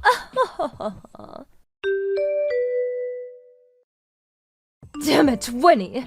Where the hell are you? You get your ass back to this office right now! Oh, hi Nora. Welcome back. How did the business trip go? Forget that. What the hell do you think you're playing at? It was you, wasn't it? You're the one who made a huge mess of my desk and locker! You took my personal belongings home with you, didn't you? Don't bother denying it. I know. You will pay dearly for this unless you get back to the office immediately and give me a good explanation for why my desk and locker are in such a sorry state. I'll tell my husband if you don't. I swear I'll do it. I mean, you can ask me to come back to the office if you like, but it won't get you anywhere. I resigned yesterday. Huh? Wait, say what now? Said I left the company yesterday. While you were away on your business trip? You resigned? Why would you do such a thing? Do you remember who said, if you don't like it here, you're free to resign whenever you like? Oh yeah, I seem to remember it being you. You threatened to have me fired by tattletaling on me for a load of made-up nonsense to your husband if I didn't obey you. I had no intention of doing what you said, so I just left before you could have me fired. Ugh, I was so sick of your tyranny. I asked myself, is this job really worth it? And no matter which way I looked at it, the answer was no. I'm using up the rest of my paid holidays now, so I will never go back into the office again. Thanks for everything, Nora. It's been real memorable. Now, if you'll excuse me. Oh, no, you don't. I will not excuse you. We are not finished here, young lady. You took my things from my desk and locker, didn't you? Give them back! Wrong. Everything I took home from the office belonged to me. As for your desk and locker, the only things I took from them were the beauty and fashion accessories you forced me to buy with my own money, that you never paid me a cent back on. In short, my property. You see, I've been making a real long list over these last 5 years of all the items you had me buy you. I took everything I could home with me on the day of my resignation. You're not confused about anything here, are you? You do understand that any and all of the items I paid for are my property, don't you? No, this isn't how this works. I'm the one who asked you to buy them. You bought them from me, and they're mine. Give them back, you low-life thief. One word from my husband about this, and you'll be in court for stealing company equipment. That's where you're wrong. The only thief here is you. You stole everything because it was me who paid for it. You've got some nerve to claim any of it as your own. Do I look like a charity? I'm not exaggerating when I say you are the most selfish person I've ever met. What are you talking about? Those things were in my desk. And my locker. How could they not be mine? Because I was lending you them temporarily. Oh, I know borrowing your locker space like that for all this time was a little cheeky of me. I'm so terribly sorry. But oh well, no use crying over spilt milk, right? Now, if you'll excuse me. No, you will wait, young lady. This is not a conversation you get to end when you feel like it. Quit trying to justify stealing from me with your far-fetched arguments and twisted logic. Stop making me repeat myself and just give me back the stuff you stole already. I'll have my husband take you to court if you don't. How many times do I have to tell you that they were never yours to begin with? I mean, I guess I don't necessarily mind giving you them back. It's not like I have any use for any of this stuff. However, there is one teeny tiny little condition if I do give you it. I'll be sending you a bill for $10,758. That should just about cover all the money I've spent on you during these last 5 years of forced servitude. What? $10,758? Why? Surely there's no way it costs that much. The stuff from my desk and locker can't have amounted to anything more than a single plastic bag. Oh dear, what are you talking about, Nora? Did I not just save the money for everything I spent on you during these last 5 years? That's how much money you forced me to spend since you became my boss. What? Is it seriously that much? That can't be! There's just no way! I was surprised too. But when you actually think about it, it's not that hard to believe. The makeup you forced me to buy, the dinners you forced me to accompany you on and pay for. When I got all my old records and receipts together, added it all up, and realized I'd hit the 10K mark, my eyeballs almost popped out of their sockets. But still, $10,758? Don't worry, I don't mind if you can't pay. That just means I get to keep everything I bought. Feel free to take me to court if you think you can win. You might want to consider that decision very carefully, though, because I have mountains of evidence for the unpaid debt you owe me. Evidence? What evidence? I have receipts for everything. Not to mention our entire chat history, which includes your voice messages. Silly old me, actually believing you'd pay me back one day. Kept hold of receipts for every purchase, thinking I'd make it easier for you when you finally decided to pay me back. But you know what? Something tells me you have no intention of paying up, so I'm just gonna send you the bill now. You'd really demand I pay for things from that long ago? Can't we just let bygones be bygones? This is ancient history, for crying out loud. You coward! You tyrant! That's funny. It seems more to me like the one who palms off her work onto her subordinates and forces them to buy her fashion accessories, makeups, dinners, refuses to pay a single cent of it back, and uses her husband's position of authority at the company as a tool to treat people as her personal slaves, is the only cowardly tyrant here. Whatever. There's still no way I can afford to pay $10,758. Not all on my own. Don't worry, I have the perfect idea. Just ask your husband to pay for it. You seem to love bragging about your super powerful CEO husband so much that I'm surprised you didn't think of it yourself. Anyway, I'll be putting together the invoice and bringing it over to your place real soon, sweetie. What? No! I can't ask my husband. I just can't. He'll get mad at me if he finds out I owe that much money. I think you'll be lucky if it stops at him just getting angry. It'd be a shame if he decided to take more drastic measures, don't you think? Oh, yeah, all this talk of your husband reminds me. But for some reason, among the mountains of documents you forced me to complete at the office over the years, there were some photos of you. Photos of me? I think you might have mixed up some of your private photos with your work files. But you wouldn't believe what they were of. There were tons of photos of you with some young, muscle-bound hunk. Looked like you were in some kind of private swimming pool under the moonlit sky. Ah, so romantic. Looks like you had a blast. With you in your bikini, him in his shorts, with you and your hand on his huge, muscled chest. Wait, no! You know what the weirdest thing is? The date on the photos is the same day as you went on your business trip. And the photo location is listed as a hotel close to the company branch you visited. Weren't you supposed to be there for work? I wonder what you could have possibly been doing letting loose in the pool like that with Mr. Hunk. But the biggest question here is, what's your husband going to think? That young guy in the photos definitely doesn't look like the CEO. Oh no, it couldn't be. Are you two? What's wrong, Nora? Cat got your tongue? No, wait. You've got this all wrong. Those photos had nothing to do with my work files or the business trip. I must have put them in there by mistake. Those are my private photos, and you have no right to them. Give them back at once. Okay, if you insist. Here's what I'll do. When I come over and give you the invoice for the $10,758 you owe me, I'll hand the photos over to your husband. Oh, please, you can't do that. Anything but that. Stop this at once. Stop this at once? Is that an order? A request? I really can't tell. Here's the thing.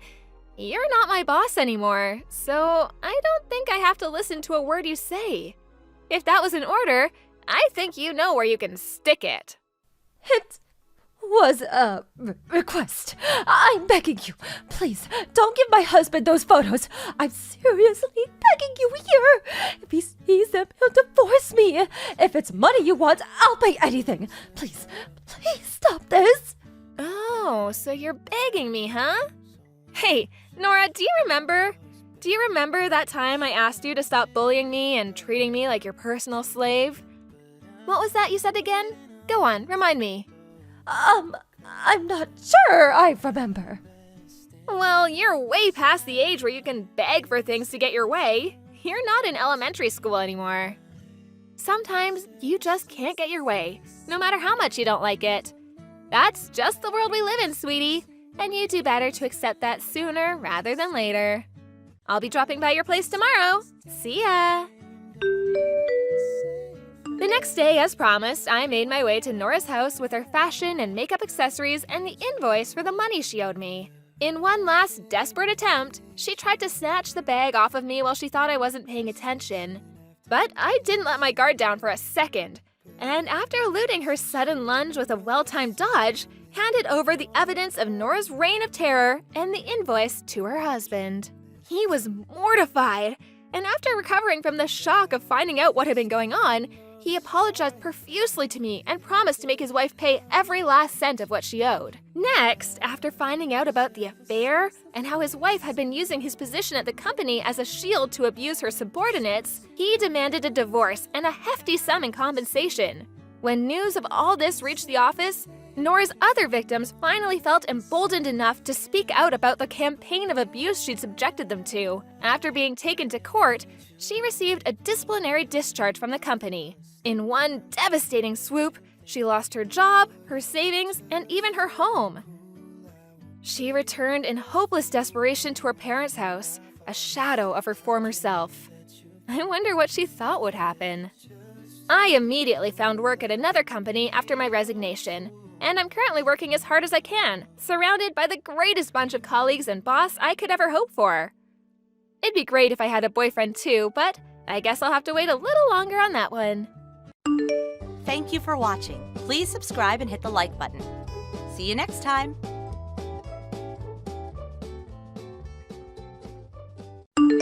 Hey, are you holed up in your room again? Mom is upset because she says all you do is stay in your room and you won't even eat dinner with her. What are you talking about? Mom doesn't even make enough food for me and gets mad when I use the kitchen. So I have no choice but to get takeout all the time. It would be weird if we ate together. Wait, did you come home? Yeah, I figured I should drop by sometimes, and it's a long weekend. What do you mean sometimes? You were just here 2 weeks ago. Why do you care how often I come by? Well, yeah, but Now I'm just chilling in my room. you're messaging me from the next room? I don't want to get up and go to your room. But anyways, it's all your fault. What are you talking about? Just listen. I went to a good college and got into a good company. Yeah, and? I'm one of the best employees there, and my bosses love me. Okay, that's good. But you Me? only graduated from vocational school. So, what does it matter? I found what I wanted to do. I went to school so I could get good at it. That's not the problem. Huh? Now you don't even work. What? All you do is stay in your room all day and leech off of mom and dad. Just hurry up and get a job already. What I mean is, you need to get out of this house. Graduating from vocational school doesn't mean anything if you can't contribute to society. Wait, I told you before, right? I work from home, You're a freelancer or whatever, right? so you do know. But the world isn't that easy. What are you talking about? You're not like me. I mean, I'm amazing at everything I do. But Hannah, you don't achieve anything you set out to do. You're not gonna make it doing freelance. Well, I know that it's not something everyone can succeed at doing, but I'm getting enough work as I am right now. That's why I went to vocational school, so I can hone my skills. Wait, you decided to go to vocational school so you could become a deadbeat? You're so funny! Okay, so you say you're a genius, but you're not making any sense. What? I mean, you don't even know what kind of school I went to, do you? My brain doesn't need any additional unnecessary information. You don't think we're in the same playing field, do you? Unnecessary, huh? I wonder what part of it is unnecessary. Whatever. You can only stay high and mighty for now. For now? You'll get it soon. A few hours later. Hannah, I have to talk to you. What? You need to get out of this house by the end of the week. What? Are you saying that I need to move out? Yeah. Why so suddenly? Sean decided to move back in, so I need your room to be empty. Huh? What are you talking about? Even if Sean comes back, he has his own room. Why do you need my room? Do you know what teleworking is? Of course. Sean's company has started teleworking, so he's thinking of moving back here, but he wants to have his room and his workspace to be separate, so he needs a workroom. Okay, so you're saying I need to leave. Yes. I think this is a good opportunity for you, too. Why? Do I have to spell it out for you? All you do is stay in your room all day on your computer. I told you I'm working. Sean told me. You only work part-time, right? No, I work freelance. It's all the same. It's not like you're even making much money anyway. Actually, I am. Don't you remember? I've shown you how much I have saved. Sean says you can create fake information online. So you're saying you're believing what Sean says rather than what you saw yourself? Well, of course, he's successful. He has actual work experience. I can trust him a lot more than you. What are you talking about? Anyways, you need to be out by the end of this week. Sean's telecommuting starts next week, so I have to get a workspace ready for him. Fine, but I'm gonna check one more time. You're really okay with me moving out? That's what I said. You're not allowed to come back until you have a proper job. Understand? A few days later, Hey, Hannah. Have you moved out yet? yeah, the moving truck with all my stuff in it has already left. I'm on the train, heading to my new place now. Sounds good. So starting tomorrow, your room is now my room. Next time you come home, you can stay on the couch or something. By the way, your stuff came today. Yeah, I had it scheduled to be delivered today. That's fine, but you keep saying you'll be telecommuting, but there wasn't a computer. What? Normally, if you ship computers, they'll be in special boxes labeled fragile or whatever. But the only box labeled fragile had a TV in it.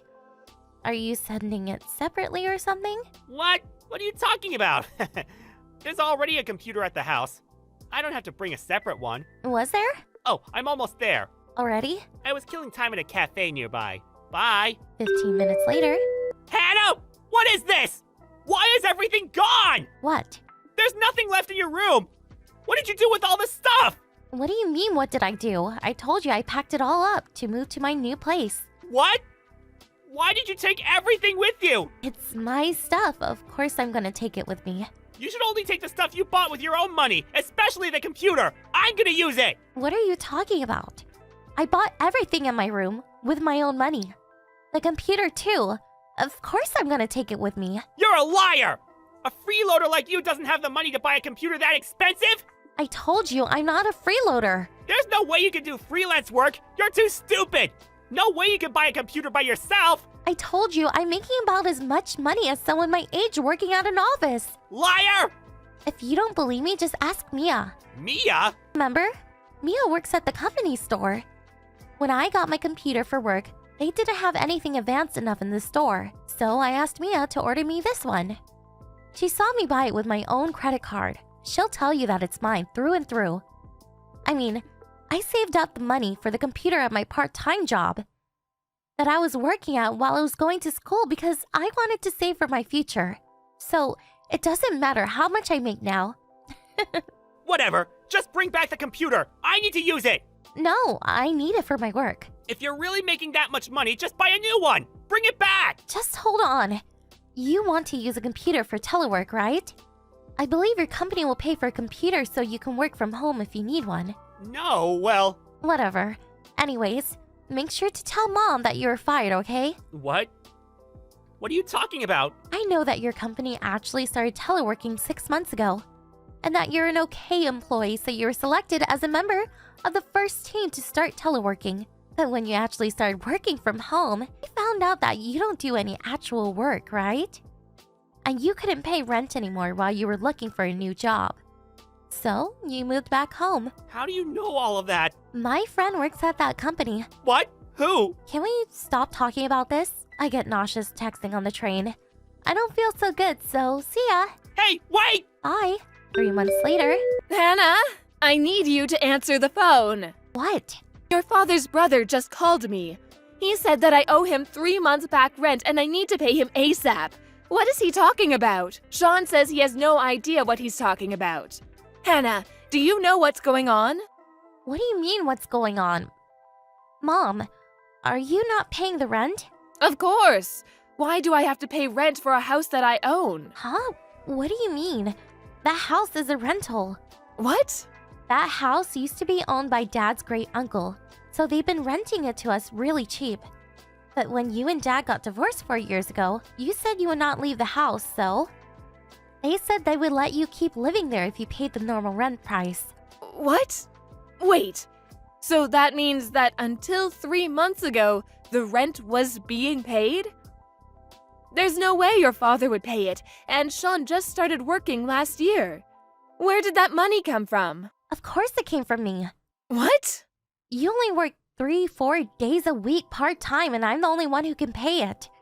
And I told you when I moved out that I would tell great uncle that I was moving out so to figure out how you would be paying the rent. Wait just a second. You were making that much? I told you I was so many times. I told you that I'm freelance graphic designer. What? I never heard that. I told you. You didn't believe me. Or is that you just don't listen to other people? That's the main reason you got divorced, right? And when Dad tried to talk to you about what to do about the house, you wouldn't listen to him. Kept saying that you wouldn't divorce him unless you got to keep the house. All you did was whine like a little kid. And in the end, I had to figure things out with Dad and great uncle. Was that what happened? I've wanted to move out for a long time. But if I did that, you wouldn't be able to pay the rent. And Sean was still in school, so I had no choice but to live at home. I see. Okay, then I need you to pay back the rent I owe and give me the money for rent from here on out. What? Why do I need to pay the rent for a place I don't even live at? But You and Sean are the ones who told me to get out. that's... I think it's reasonable that the two people living should pay for the rent, right? Where are you living now? I'm not telling you. I don't want you coming here. Bye. Afterwards, when I was told to move out, I asked my dad, who lives in a different city, for advice. I cried when he told me I'd done a good job. Currently, I live alone in the same city as my dad. It seems that Mom contacted Dad to try and get back together with him, but he brushed her off and asked about her current living situation. Sean and my mom couldn't pay the rent, so they were kicked out and are currently living in a tiny one-bedroom apartment together. Sean has apparently turned into a freeloader who keeps saying, "I'm a brilliant freelancer." So my mom has started working more so she can support him. And they can't stop fighting, and it's overall an awful situation. But I don't care. They are no longer part of my life. Thank you for watching. Please subscribe and hit the like button. See you next time.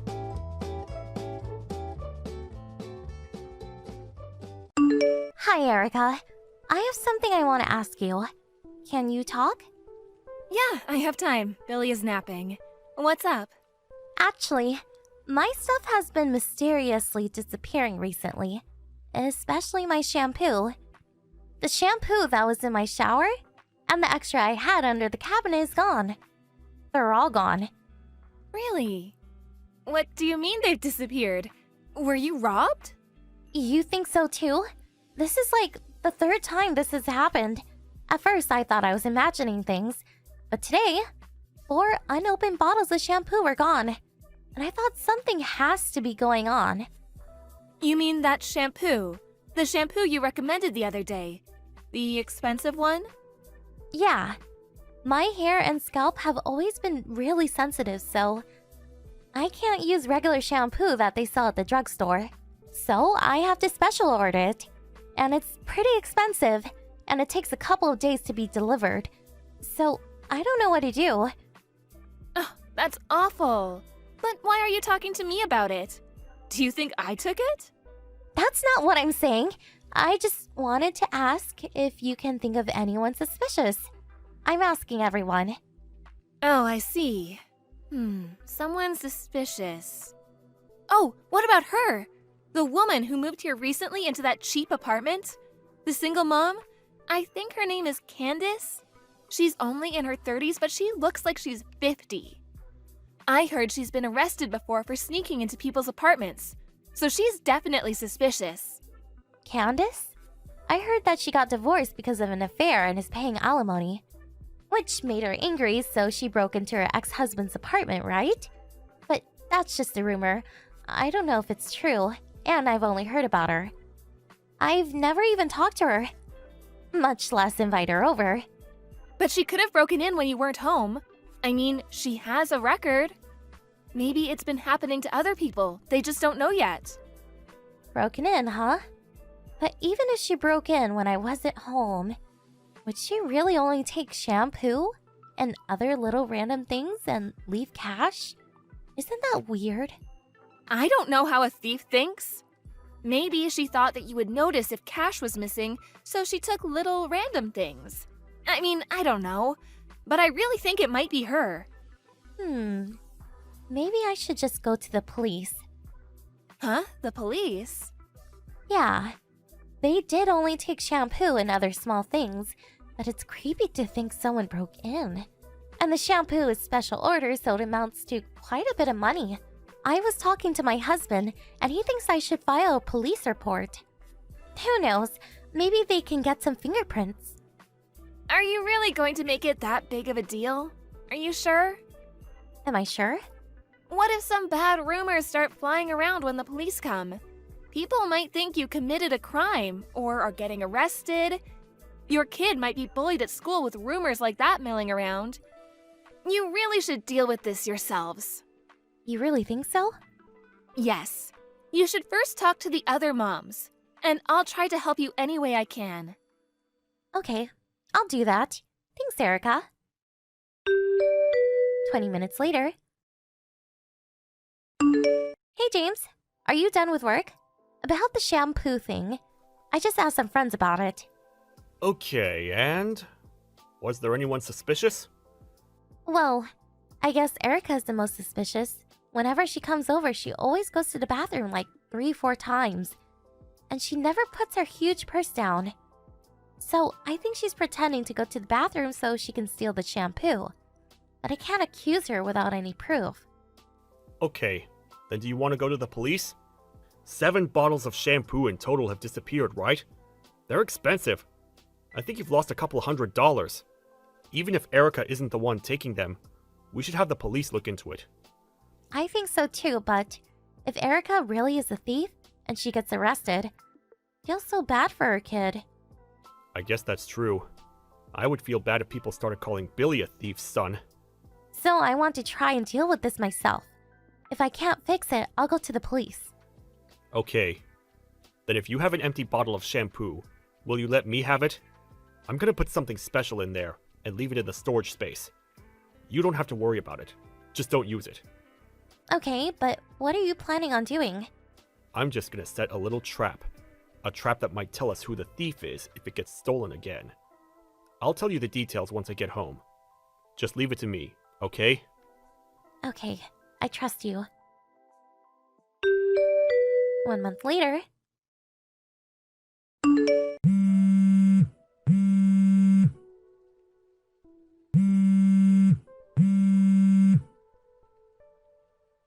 Hey, Tara! What is happening to my hair? I knew it. I knew you were the one stealing my shampoo. What is going on? It's different than usual. Of course. My husband put hair removal cream in that bottle. What? Hair removal cream? My husband uses it for his back. He put it in a shampoo bottle. He said if we did that, we could figure out who the thief was. It was his idea. That's awful! Why would you do something like that? Excuse me? Why did you steal my shampoo? I told you I was looking for the thief. But you still stole 3 more bottles, didn't you? Oh, shut up! It's your fault! Showing off your expensive shampoo like you're rich. I know you look down on me because I can't buy expensive beauty products. I hate that about you, so I took your shampoo. You're rich, right? What does it matter if you're missing 2, 3 bottles of shampoo? But no, you go screaming about a thief, even going so far as to set up a trap. I wasn't showing it off. I really like it, so I was just recommending it. And just to let you know, I'm not rich. If I could, I would buy something more affordable. But if I use regular shampoo, I get really bad dandruff and split ends. I have no choice but to use something expensive. And it's not about losing 2, 3 bottles. Just not having 1 bottle is really damaging to me. Whatever. I wish I had that problem. That's why I hate rich people. I told you I'm not rich. Will you listen to me? Are you stupid? I'm not stupid. What are you going to do about this? My hair is falling out. I can't go outside looking like this. I can't do anything about that. You're the one who put hair removal cream on your head. I had nothing to do with it. It's your fault. You switched shampoo with hair removal cream. My hair is ruined. I'm gonna get you for this. I'm gonna sue you for $100,000. You shouldn't be so cavalier about this. I just gave a shampoo bottle to my husband, and he put hair removal cream in there so he could use it. How is that a crime? Isn't it your fault for thinking it was regular shampoo and stealing it? No, it's all your fault. I did nothing wrong. Do you think you can get whatever you want if you scream and threaten people? If you sincerely apologized, I was going to let this all go. But if you're gonna dig in like this, I have no choice but to go to the police. I'm going to report you. What? The police? You're going to report me? Yeah, I'm going to report you. Let's let the courts decide who's in the wrong. You or me. If you're taken into custody, you won't get to see your son for a while. But be strong. No, wait! To have your own mother be arrested. Feel bad for your son. Might be cast aside too. I didn't want that to happen, so I tried to do this without involving the police. But if this is how you're going to be, I don't really have a choice. I'm going to the police tomorrow. Wait, you just wait a second! I mean, please, wait! What? Please don't go to the police! My son has nothing to do with this! I know your son isn't involved, but I can't control what everyone else thinks once you're arrested. It pains me, but it's out of my control. Wait, I'm sorry. I'll give you back everything I took. I'll pay you back for the stuff I used. I'll go to your house to apologize. So please, don't go to the police. Do you mean it? I promise. Okay. Then, can you come over tomorrow night? When my husband is here? Of course, your husband will be coming too, right? If you don't, you know what I'll do. Okay, I understand. Afterwards, the next night, Erica came over as promised with her husband. They both apologized to me. And afterwards, Erica gave me back my unopened shampoo, money for what she already used, and some more money for all the trouble she put me through. She also gave back some jewelry and other small things she had stolen. And it was decided that, number 1, Erica was never allowed to come to my home again. But our kids are close, so we'll pretend to be friends. And number 2, if she does this again, I will go to the police right away. Erica wore a wig until her hair grew back. And while she's distant towards me, she's still around. I told the other moms that my shampoo disappearing was all a misunderstanding, but I guess everybody kind of knew what was going on. And now everyone avoids Erica.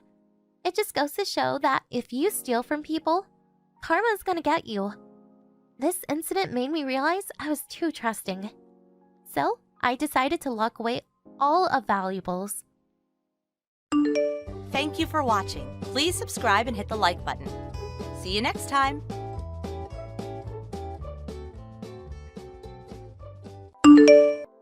Maya, can you talk?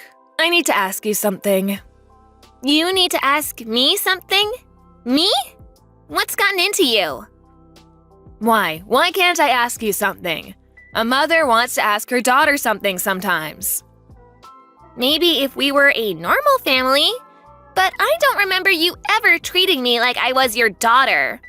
You've only ever liked beautiful Rebecca, always spoiling her.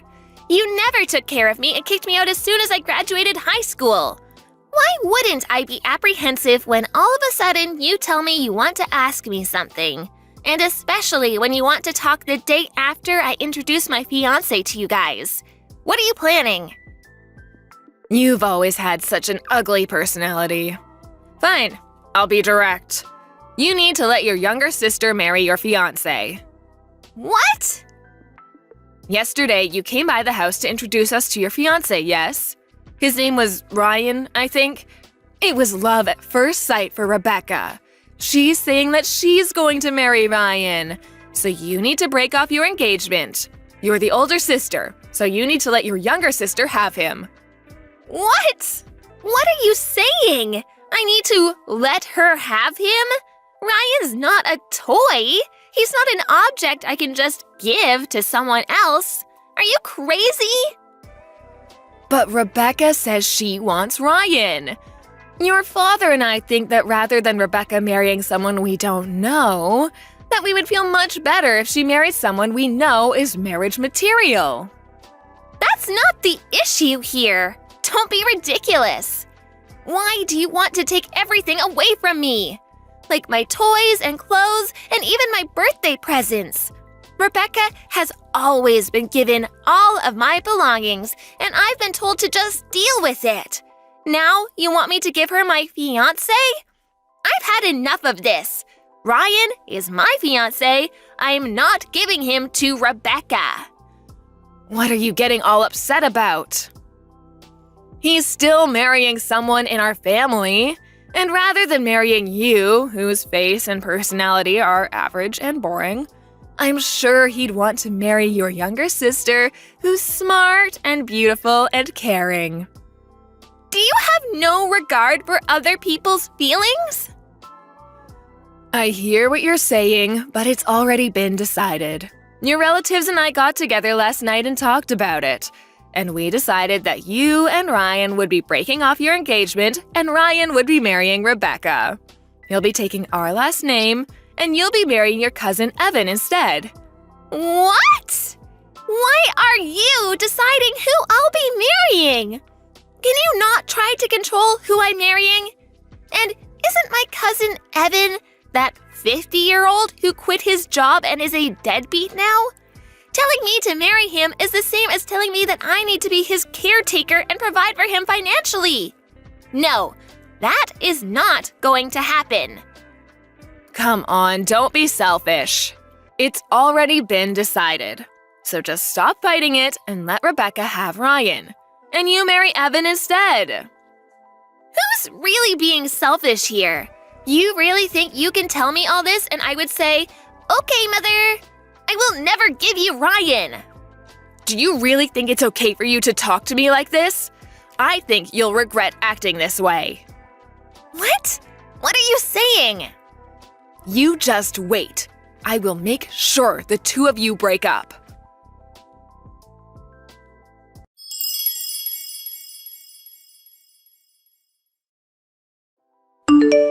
Hello? Is this Maya's mother, Sharon?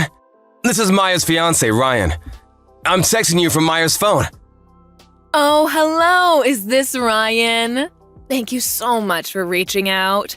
Have you decided to marry Rebecca? Please cut the crap. I have no intentions of ever breaking up with Maya. Nor do I have any plans of marrying Rebecca. Oh my goodness. I can't believe you're saying this. Rebecca is so much kinder than Maya. You know, you'll be so much happier if you marry Rebecca, right? Please don't think you know what makes me happy. Who do you think you are? And personally, I think that Maya is so much more attractive than Rebecca. Rebecca is so vulgar and impolite. She can't even begin to compare to Maya. What are you talking about? If you would just meet Rebecca, I know you'll see how wonderful she is. I can see we're getting nowhere with this. So let me be direct. The reason I'm texting you from Maya's phone today is to talk to you about you and your family prank calling Maya. Prank calling? What are you talking about? Playing dumb won't get you out of this. I know that you and your relatives have been calling Maya Sal and her work over and over, and saying quit your job or break off your engagement. And some days you've been calling over 100 times. And you've gratified Maya's apartment with the same message and thrown raw eggs at her apartment. You've also been stalking me. Rebecca's been sending me lewd photos with messages telling me how great she is. I want to talk to you today about all this. We would never prank call or stalk anyone. All we're doing is showing Maya how selfish she's being, because she won't give you to Rebecca. So I'm having all of my relatives help. And the pictures of Rebecca we sent you was just because we want you to get to know Rebecca better. And now that you know how beautiful she is, I know you'll change your mind. Actually, it creeped me out so much I hate her even though I've never talked to her. Everything you've done and are doing is extremely troublesome. Do you have any intentions of stopping? Of course we won't stop. We'll keep doing it until you marry Rebecca and Maya marries her cousin. I need to teach Maya that she can't be selfish. I see. Okay, then we'll be suing all of you. What? You and your relatives have been calling Maya over 100 times, telling her to break up with her fiancé, and leaving the same message in her mailbox, and writing it on her door in permanent marker, and pounding on her doors and walls, and throwing raw eggs at her apartment. All this has caused Maya great emotional distress. So we'll be seeing you in court. What? Court? Just for calling someone? Because of you and your relatives, Maya's been hurt deeply. This isn't about just making some phone calls and about your graffiti. That's property damage. So her landlord has filed a victim report. A victim report? He went to the police? Of course he did. Even though he wrote on Maya's apartment, the landlord is the one who owns that apartment. Throwing raw eggs and writing on someone else's property is property damage through and through. We have security camera footage of you writing on her door, so you can't talk your way out of this one. What? And you and your relatives all called Maya's place of work. You told him to fire Maya and spread bad rumors about her. There were hundreds of prank calls and silent calls. This is an obstruction of business. So we'll be suing you for that too. And about you stalking me and ambushing me and sending me lewd photos and letters, I'll be suing you for stalking me. Just wait a second. I can't believe you're trying to make all these charges against me. Are you planning on making your new fiancé a criminal? Who are you referring to when you say new fiancé? My fiancé is and has always been Maya. I have nothing to do with a stalker named Rebecca. What? Are you calling Rebecca a stalker? Isn't that what she is? Sending me disgusting photos? And you said that this is a family problem. But what you did is still a crime. And you can be sued for it.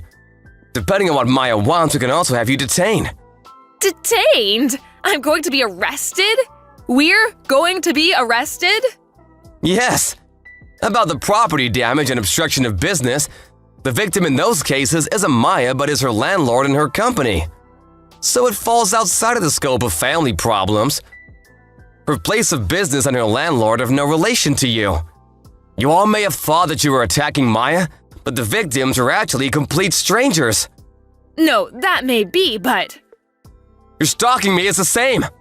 I still haven't legally married Maya, so we're complete strangers. I will be in charge of proceeding with the matters I've discussed with you today. You'll be served soon. What? Wait a second. What do you mean you'll be in charge? What do you mean? It's quite simple. I'm a lawyer. What? A lawyer? Yes, I represent Maya's company. And I've been hired by Maya and her landlord as well. I will be in charge of suing all of you. I'll be contacting you about all the charges formally tomorrow, so please stand by for that. Wait, please wait, you have it all wrong. I don't have anything to do with this. What do you mean you have nothing to do with this? You're the main perpetrator here. I only did the things I did because I was ordered to.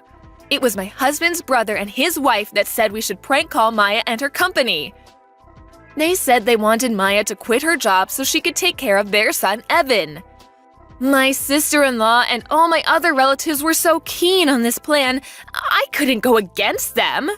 All I did was make 1 or 2 calls like I was ordered to. I haven't done anything else. And it was Rebecca who sent you all those photos of herself. And it was my husband who wanted Rebecca to marry you in the first place. I didn't do any of this. So I have nothing to do with this. You say you only made 1 or 2 calls, but about 25% of the calls made to Maya and her company were from you. How do you plan on explaining that? Huh? How do you know that?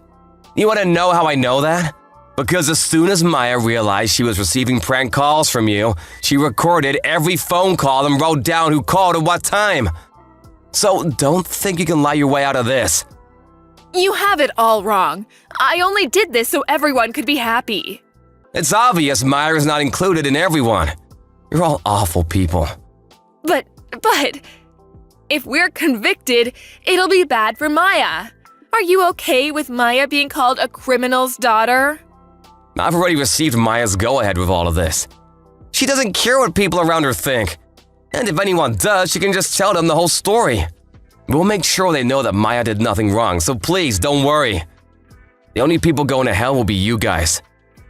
I can't believe this. Next time I'll be speaking to you, it'll be in court. I'll make sure you all pay for this.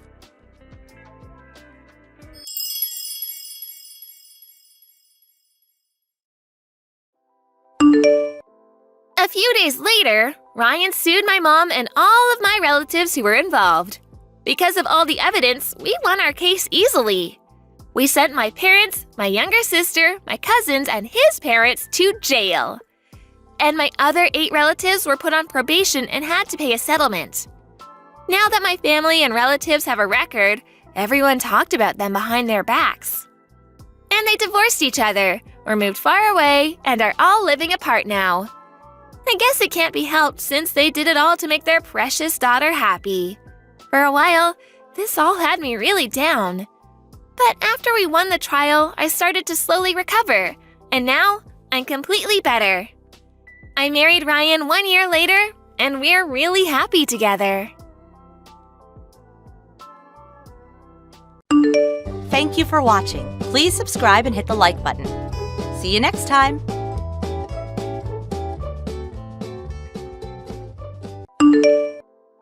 Kara, want to get home today? I need to talk to you. Can you make some time? Huh? Today? No. I'm about to go on a trip. What? A trip right now? Yeah, for 3 nights and 4 days. I'm going to a spa with my friend. Wait a second, you didn't tell me any of this. Why do I have to tell you? It's not like I need your permission. Aren't I allowed to do what I want? No, of course you should do what you want, but you could at least tell me that you won't be home for 4 days. What? Is that an order? No, I'm not ordering you to, I'm just asking you to. I have stuff to do, so if you suddenly go on a trip, I have to reschedule some things, Kara. And if you suddenly didn't come home, I would be worried. We're husband and wife, after all. What? So if I'm married to you, I can't even go on a trip whenever I want? You really have that much of a problem with everything I do? Do you want to divorce me? Oh, why are you bringing up divorce again? Why does it have to be this way? Did I say anything about getting a divorce? If you're going on a trip, at least tell me you're going the day before you leave. That's all I'm asking. Fine. Then let's get a divorce. You're so jealous, I can't handle it anymore. I'm fed up with you. I'll leave the divorce papers on the table. Why don't you file them, if you have the guts? Kara, can you not do this anymore? How many times is this? This is the 29th time this month you've threatened me with divorce. And today makes it 30. Why do you always run to divorce? What? You still don't get it? Because you don't do what I tell you to do. I told you so many times. I don't really get what you mean by that. Why are you so upset? Are you mad that I asked you to tell me when you go on a trip? That I complain that you don't do any housework even though you don't work? That I told you not to use my savings and our joint savings on frivolous things? Everything! All of it! You're always so high and mighty, telling me not to do this or that. I don't like you acting like as the man you own me. I don't think that's what I'm doing. Did I say something wrong? I was trying to speak to you as my equal in this marriage. What? You think you're my equal? Don't be stupid. I'm the daughter of the CEO of the gigantic candy corporation, understand? And you're just the grandson of a tiny company. But because Daddy asked me to have an arranged marriage with you, I married you, even though I didn't want to. I get that, but... See? You're trying to tell me what to do again. All you need to do is say yes when I tell you to do something. Do you understand what would happen to you if I divorced you? I will crush your grandfather's company. My daddy loves me more than anything in the world. If you make his daughter a divorcee, he would be so mad. If that happens, you would be unemployed and penniless. Do you get it now?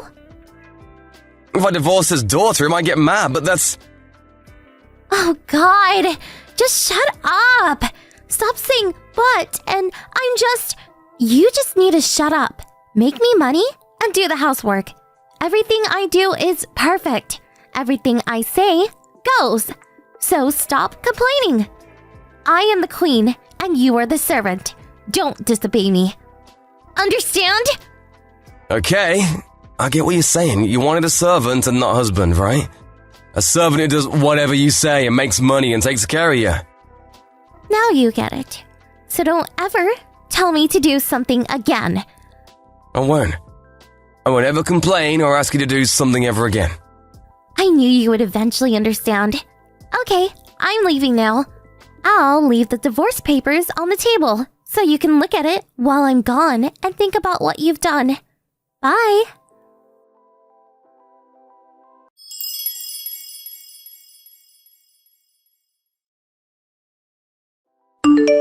Hey Mark, I'm almost at the station, so come get me. I'll be there in about an hour, so you better not make me wait. Oh, sorry, I can't come pick you up. What? You can't come? Are you disobeying me again? No, I'm not disobeying you. Since you went on a trip, I decided to take a trip too. And I'm away on a trip. What? You went on a trip without asking me? Without telling me? So, you can go on a trip without telling me, but I can't? Don't talk back to me. Just come get me. Which do you think is more important, your trip or you picking me up? I told you if you don't do what I say, I'll divorce you. Sorry, but I'm about to speak with detectives about their investigation into you cheating on me. What? An investigation? That's right. I know you've been cheating on me since last year. I asked a private eye to look into it. And they're about to tell me their findings. What? What are you talking about? I have no idea what you're talking about. Remember? The day you left for your trip, I told you I needed to talk to you about something. I was really hoping to show you all the evidence from the detective, but you left on a trip, so I'm having them tell me now. What are you talking about? I'm not cheating on you. Can you stop saying such ridiculous things? I already know everything. I have all the proof. Documents, pictures, voice recordings, even videos. I know that you went on a trip with your lover, and I know who your lover is. Henry Jones, 38 years old. So, he's living away from his family because of a work transfer. And he's working at a big tech company. He's making $200,000. That's impressive. And he has a wife and kids. 2 kids, one in middle school and one in grade school. And they're both in very famous elite private schools. I wonder how much you'll have to pay in child support. If you think about alimony and splitting assets, it might be more than his salary, huh? Huh? What? By the way, I also know how often you've been seeing him. 215 times so far this year. You've been seeing him almost every day for 6 months. It's actually impressive. Thanks to you, I have a lot of proof. At this house, at a hotel, inside his car, even outside. Dang, you guys do it everywhere. Don't you get embarrassed? Just stop. Since you already know everything, I don't care anymore. It's true. I'm cheating on you, but I haven't done anything wrong. Are you serious? This all happened because I had to marry someone like you. I should at least be allowed to see the man I really love. Because of me, your company is in the black, right? Then I fulfilled my duties as a wife. Just let me do what I want. You really don't make any sense to me. You've done nothing that a wife should do. You don't work. You don't do things around the house. All you do is do whatever you want and spend all of our money. And cheat on me. If this is how it's gonna be, it really would be better if you weren't around. Fine. Then, do you really want to get a divorce? If you don't like what I do, then I'm okay filing for divorce, you know. The one that'll be in trouble is you. If you leave me, your company will be ruined. So divorce me if you can. I don't think you have the guts, though. I see. I'll pass that message along to your father. He's right next to me. What? Daddy's there. I told you the detectives are here to tell me their findings. I never told you I was the only one they were telling. I'm currently at somewhere special for my trip. Do you understand what that means? Wait, what are you saying? I'm at your parents' house with your mom and dad and your brother and his wife. And my parents and a lawyer are here too. We're all looking at the detectives' findings together. What? Huh? What? Everyone has all the information about Henry Jones and all your texts with him, and a bunch of pictures and footage from my car's camera. And I'm showing everyone this conversation we're having now. And there's some embarrassing photos of you with Henry on your TV. To be honest, it's all a bit much. Why are you showing Daddy and Mommy? If you do that, we're going to have to file for a divorce.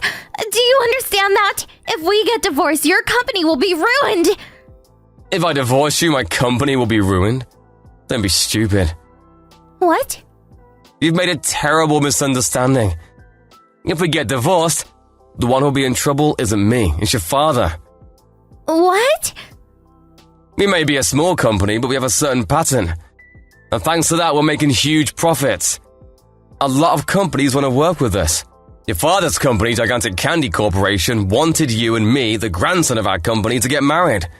So they could get in good with us and do business together. Wait, so... You didn't marry me so Daddy's companies could take care of your company? Quite the opposite. Your father had you marry me so he could get in good with that company. So what he's saying is just plain wrong. I can't believe this. Since I married you, Gigantic Candy Corporation did work hard for us, and we did make quite a bit of money. But being your servant isn't worth it. My grandparents and parents are okay with me leaving you too. So there's no problem with us getting divorced. Let's get divorced, just like you wanted. And I have the divorce papers you left me right here. The detective has given me all the proof I need, so I'll go submit it right now. What? Wait! Don't file the papers! Why? It's what you've wanted. You've been saying you want to get divorced for a long time now. You've been saying, I'll divorce you anytime I try to talk to you about something. I didn't mean it. I didn't know the real reason we got married. So please, just wait a second. No, I'm not going to listen to anything more you say. I'm not your servant. Oh, and your brother says he's coming to pick you up. I think your house is going to be a little crazy for a couple of days. I'm going to go home and get your things together. Just wait. I don't want to get a divorce. I'm sorry. I was wrong. I'll apologize. So please reconsider. I'm not going to change my mind. I'm not going to complain or tell you what to do anymore.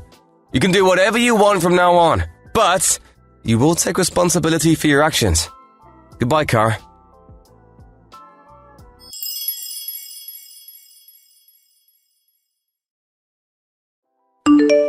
I immediately left my in-laws' house and filed for divorce. I went home with my parents and we packed up Kara's things. We mailed everything off to her parents' house. Kara's brother brought Kara and Henry at the station and made them both go to their parents' house. They both got in a lot of trouble. A few days later, Kara said she wanted to talk, so me, Kara, Kara's parents, Henry and his family, and a lawyer got together. Kara and her parents begged me to reconsider, and Henry begged his wife not to leave him. I went through the divorce, and Henry's wife divorced him with him paying alimony and child support. My company's still doing business with the Gigantic Candy Corporation, but we're not giving them any more special treatment. Later, Kara was kicked out of her parents' house and told to work at her father's subsidiary company. She's doing menial work and making money so she can get by. I'm sure it's just awful for her to be demoted from a queen to a little errand girl, but I guess it's the perfect ending for someone who thought she was better than everyone else and tried to control people with threats.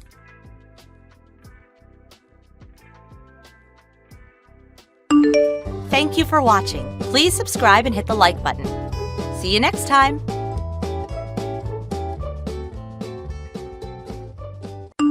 Phoebe, it's about time you start listening to me. If you don't start working, I'll be moving in with you and my son. If you don't stop lazing around and getting a job, I won't move in with you. But you can start sending me $750 a month to look after me. I'm not getting any younger, you know. If you don't promise me one way or another, I'll see to it that your wedding to my son Kevin next month gets cancelled. You hear me? Cancelled. So what's it going to be, young lady? Ugh, are you really harping on about this again? I made this clear before, but it didn't seem to go in. So allow me to repeat myself. You have no right to cancel my wedding. As for sending you money, I've discussed the matter at length with Kevin, and he says I don't have to. Fine, I'll move in with you both then. No, you won't. I'm still working just like always. Huh? I thought you'd been at home this whole time since you got engaged 3 months ago. Basically, you're using the wedding as an opportunity to become a stay-at-home housewife so you never have to work again. You lazy daughter of a garbage man. Don't think you can lie to me, young lady. Your house is a 3-minute walk from mine, so it's very easy for me to check whether you're trying to pull the wool over my eyes. No, I explained this to you before the engagement too, but once again, it seems like it was in one ear and out the other. I'm a freelancer, which means I can work wherever I like. From home, in a cafe, in a restaurant. I've never had to go into any kind of office, so you wouldn't necessarily see me leave the house.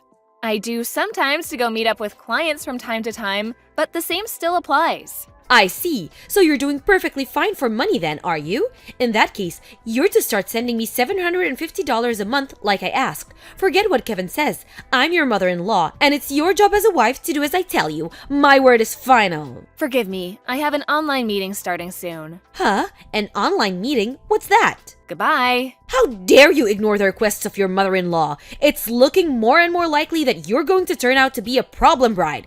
You're going to have to do something about this attitude of yours if you're going to marry my son. This just won't do. A few moments later. Kevin, listen, son. I need to talk to you about something very important. It's about Phoebe. Are you sure she's really the woman you want to marry? You only get to do this once. Are you sure you've really thought it through? Huh? Mom? Why are you asking me that all of a sudden? Obviously, I've thought it through. We're engaged. I love her and want to spend my life with her. Why can't you just be happy for me and accept that? I'm just worried you might be making the wrong decision, that's all. What kind of mother would I be if I didn't worry about you, Kevin?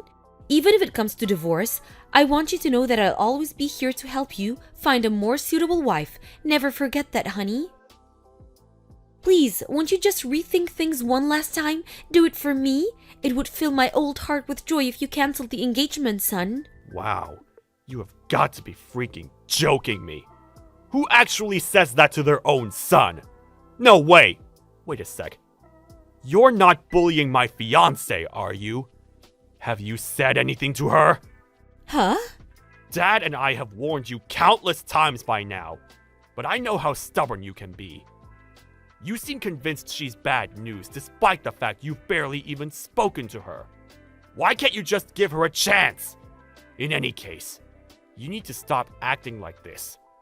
You better not be saying any of this to her, because that's bullying, plain and simple.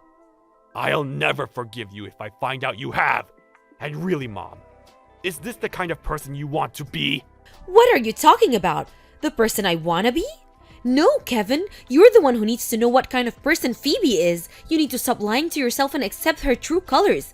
If you have until next month's wedding to back out of this, so how about you try and considering yours and this family's reputation for a change and do the right thing? That girl has a black heart. I want you to start paying attention to the way she behaves, the way she spends money, and what she does on a day-to-day basis. You'll be amazed by what you notice if you stop burying your head in the sand. I see. Sorry, Mom. I have to get back to work now. Catch you later. 2 days before the wedding. Phoebe, are you cheating on my son? I saw you the day before yesterday. That was no way that was a regular shopping trip with you dressed in that suit. You're right, it wasn't a shopping trip.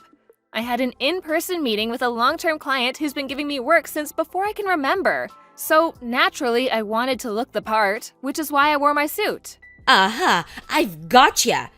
You said you worked from home, caught in a lie. So you're having an affair with your client? No! He asked me to meet him at his company office, so business wear was the obvious choice, which is why I went in my suit. Pajamas would have been a little rude, don't you think? Anyway, the point is that it was just a work meeting and nothing more. But it is the truth, I wonder. It's the truth. I have another work meeting to attend soon, so if you'll forgive me. If you're telling the truth, you won't mind proving it, will you? Go on, I'll wait.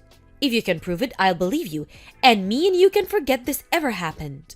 10 minutes later. Well, would you look at that? The fact you still haven't provided me with any proof of this work meeting of yours means you must be cheating on my son, you filthy harlot!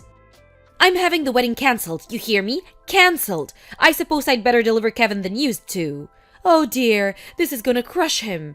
I hope you're proud of yourself, woman. It's a shame I have to do this right before the wedding, but at least we finally got to see your true colors. Phew, talk about dodging a bullet. Kevin, I have proof Phoebe's cheating on you. You have to cancel the wedding this weekend. Be a darling and call it off as soon as you get this, won't you? They could charge you extra if you leave it too long. I can't believe it. Talk about cutting it close. You were days away from making the worst decision of your life. I'm just so pleased I found out, even if it was days before the wedding. I know it's gonna be hard on you canceling everything you had planned, but it's better this way. At least now you can take her to court for compensation. That should go some way to ease the burden.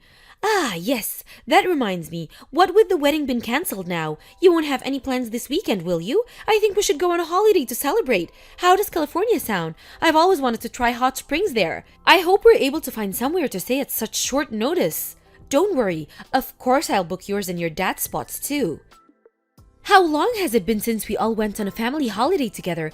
Oh, I'm so excited. It's gonna be great. The morning of the day of the wedding. Kevin, haven't you arrived at the inn I booked yet? We've had the reservation since yesterday, so I'm worried about you, honey. Why aren't you responding to my texts or answering my calls? The view from the open-air jacuzzi attached to our room is to die for. This place is incredible. I feel like a queen. Ah, there you are. You had me worried sick, young man. What time will you be getting here? You're free to enjoy the Californian hot springs by yourself. Huh? What? I'm in the middle of my wedding right now. What? The service at the church just drew to a close, which means we're officially married. We're just about to head to the banquet. Wait, what? Are you telling me you didn't cancel it like I told you? Obviously not. I had no reason to do that. But I told you about Phoebe's affair. Oh God, did you forgive her? Affair? You mean that thing about seeing her out in town wearing a suit? That's right. She tried to pull the wool over our eyes by playing it off as some kind of work meeting, but she was meeting up with her lover. I just know it. I was with her at that work meeting. What? You were? I told you before that we originally met through me being one of her regular clients, right? I'd offer her translation work, which she, being a freelance translator, would accept. Well, my company had a fresh project for her, so it only made sense that I tag along for the meeting to ensure she was fully up to speed on, and understood, the project specifications. Surely you're not going to carry on clinging to this insane affair theory when her own husband is giving her an alibi. Can we just put this to bed already? What the? But I was certain. If you're so against our wedding that you go to such ridiculous lengths to try and stop it from going ahead, I'm actually glad you're not here. I have no interest in forcing you to celebrate something you don't feel you can support. But Kevin! The banquet's about to start now, and hot damn, the pizza looks delicious. So if you'll kindly excuse me. After the banquet. Phew! Thank goodness I made it. I wasn't able to have your wedding cancelled due to the affair in the end. But when I realized there was one more reason it shouldn't go ahead, I'm so pleased I got on the first flight home to crash it. I've got you all figured out, Phoebe. The only reason you're interested in marrying my son, Kevin, is because you're after his huge salary, isn't it? The jig is up, young lady. I can read you like a book, so you may as well just admit it and make this easier on yourself. Thank God I made it in time to get to the banquet hall and get up on stage to grab the mic off the host and tell the whole world your true intentions. Everyone sees your true colors now, and we're all disgusted with you. Disgusted. Listen, Wilma.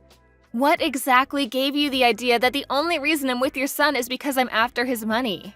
You told me you work from home. I made it very clear that if you were working, you had a duty to send me $750 every month to help with my living costs. The fact that you kept stubbornly refusing made it as plain as day that you were poor. Even if you have a job, I only had to put 2 and 2 together to realize you had your sights on my poor son's wallet. You can't deny it now. I know everything, and there's nothing I can figure out, because I'm smart, very smart. This was my last chance to save my son's future before any hope he had at happiness was destroyed forever. I did what I had to do and exposed your true colors to the world at your wedding banquet. You hate me, but if you search deep in your heart, you'll know this is what's best for Kevin. I might have been thrown out by security, but I did what I came to do. So what happened after that? Surely the wedding got called off when everyone heard what you're really like. I see. You're right, I'm pleased. With this, we can finally divorce now. Thanks for giving me a concrete reason to go through with the divorce. I've been wanting to do this for a while. Huh? Putting on a bold font, are we? No, that's what your husband just told me to tell you. He stood right next to me. Huh? My husband? What? We finished the banquet as planned after you left. The food was delicious and everyone had a great time. Your little interruption actually made it more memorable in a sense. Me and Kevin have no intention of divorcing. No, you have to be joking me. A few days later. Why am I the one getting divorced here? Kevin, how could you stand by and watch while this happens to your poor mother? You're horrible! I've been telling you how awful that girl Phoebe is for what feels like forever now, but you never listen to me, not even once. Is this what I get for giving birth to you? For raising you? Your accusations were all nonsense! Just like everything else you said about my wife. Nonsense? I've already explained why this supposed affair is a load of rubbish. So I'm not going to go out of my way to explain it again if you don't understand by now. But the idea that she only married me simply because she wants my money is pure fantasy, plain and simple. It's honestly the most ridiculous thing I've heard in my whole life. Which part is fantasy? Phoebe makes $150,000 a year. 150K? Basically, she brings in 4 times as much money as me. 4 times? I won't go into too much detail, because she probably wouldn't want me revealing her private work details. But she's one of the top performers in the translation industry, and is hugely popular with a lot of very influential people. To put it simply, she's the best at what she does. If she's that rich, why did she always refuse to send me money? You were already in the wrong at the point you decided to beg my wife for money. What? I mean, seriously, who pesters their son's wife for money? Who actually does that? Have you no shame? Let's face it, the only reason you were so intent on her being the devil and so committed to destroying her reputation is because she had the guts to say no to your absurd demands. But... No buts! I'm cutting you out of my life once and for all! What? No, please! To tell you the truth, we already moved house. You moved house? Where to? Tell me your address at once. This can't be happening. Please, son, don't do this to your poor aged old mother. I can't get by without you. Won't you reconsider? Besides, did you only just move right before the wedding? It was only a 3-minute walk from my house. The location was perfect. It's barely been half a year since you moved in. Why would you leave already?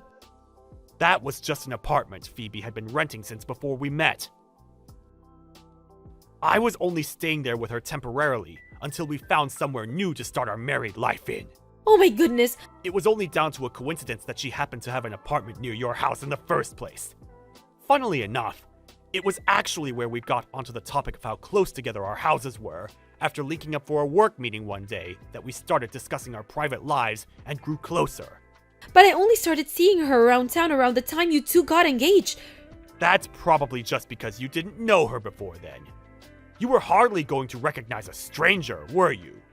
I bet you walked past each other dozens of times. It was the same for me, too. Really? Could it be? Looks like we went off topic. To get back to the point, I'm cutting you out of my life forever, Mom! I'm not going to tell you where we live, and I'll be taking every last possible measure to ensure you never find our address. Wait, please! Your father seems ready to divorce me, Kevin. I can't bear to lose you too. Please, don't do this to your poor aged mother. It's not that Dad seems ready to divorce you. He absolutely, beyond any shadow of a doubt, is going to divorce you. With 100% certainty. He literally could not be more committed to getting rid of you. It's not for me to get involved in that, so just make sure you do what his lawyer says. Kevin! If you'll excuse me, Phoebe and I are going out for a meal. Wait, no! Please, don't leave me, son! I'm begging you! I'm blocking you. Later on, apparently my mother-in-law had always been prone to making preposterous misunderstandings. You might be wondering why her husband would marry someone like that in the first place, but Kevin said she'd always made lighthearted, self-deprecating remarks about her crazy side, which probably caused him to drop his guard. To everyone's surprise, she actually admitted fault after the divorce had been finalized. "I am sorry I've caused you so many problems."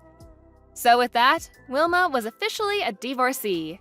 She'd been a stay-at-home housewife until then, which meant things got a heck of a lot tougher for her after being abandoned by her husband and son. Now she had to support herself. She burned through the alimony money she got in the divorce in a heartbeat, and before long was staying with her little brother and his wife as their live-in parasite. Within a week, she started bullying his wife, but her little brother found out almost immediately, and with that, she was back out on the streets. Due to her total lack of work history, the best job she could find was in a supermarket, and her salary is about as low as it could possibly be.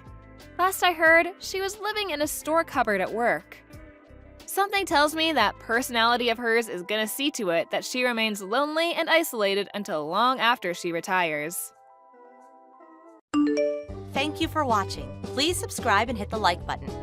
See you next time. Hey, Mom, do you have some time to talk? Hello, Karen. I'm with some friends right now. We're having brunch downtown. If it's about some nonsense again, can we talk later? This is an emergency.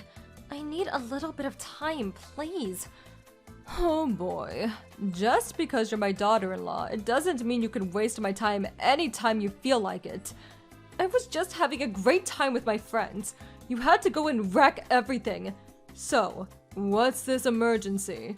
And please make it quick. My friends are waiting for me. Yeah, sure thing.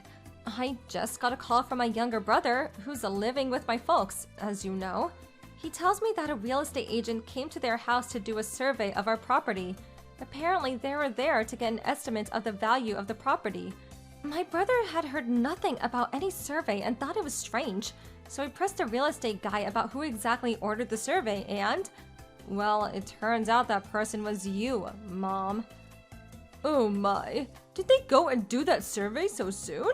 I told them to go there during the week when nobody was around. Those real estate guys. I wish they had at least called me in advance. Huh, right. But did you really ask for this property survey? This isn't some mistake, was it? No mistake, I ordered that survey. I was just curious how much that property was worth. Did they tell you what the estimate was? No, they didn't, but what I want to know is why you even asked for that survey.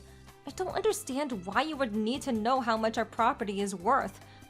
Well, you have to know how much it's worth when it comes to sell.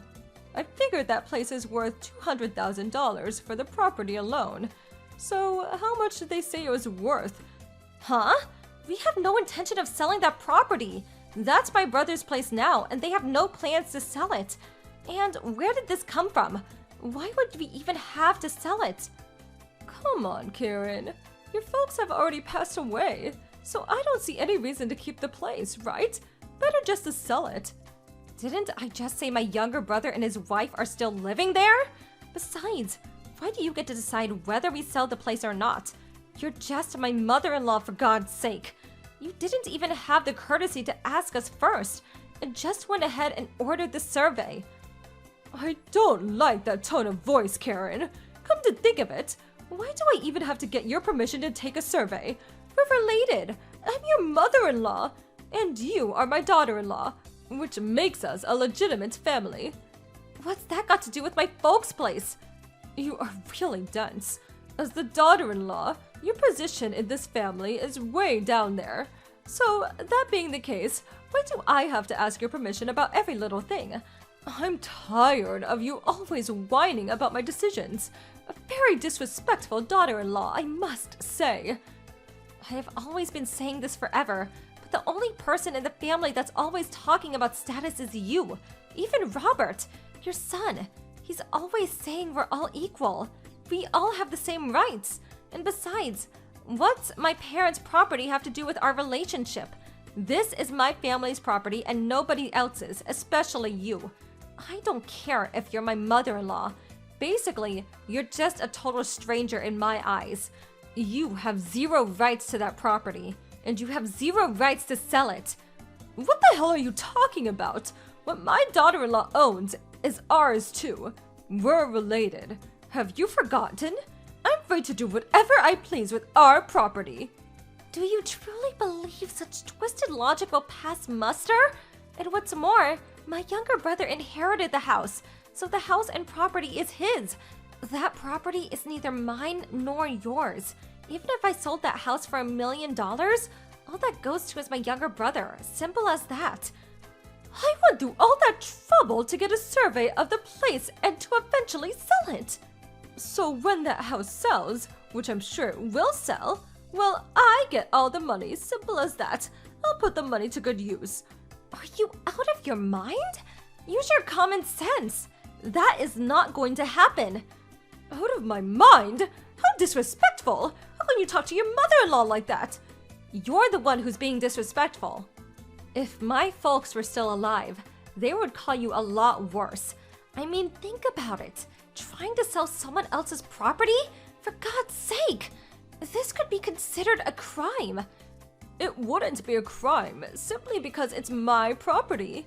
Oh, that property and that huge house. Way too extravagant for a young couple like your younger brother. They should move out to a small house in the suburbs. I will renovate that house and make way better use of it. I can't seem to get through to that thick head of yours. I'm really starting to think you're a little funny in the head. No matter how much you whine about it, there is no way you're going to sell that place. You don't even have the rights to it.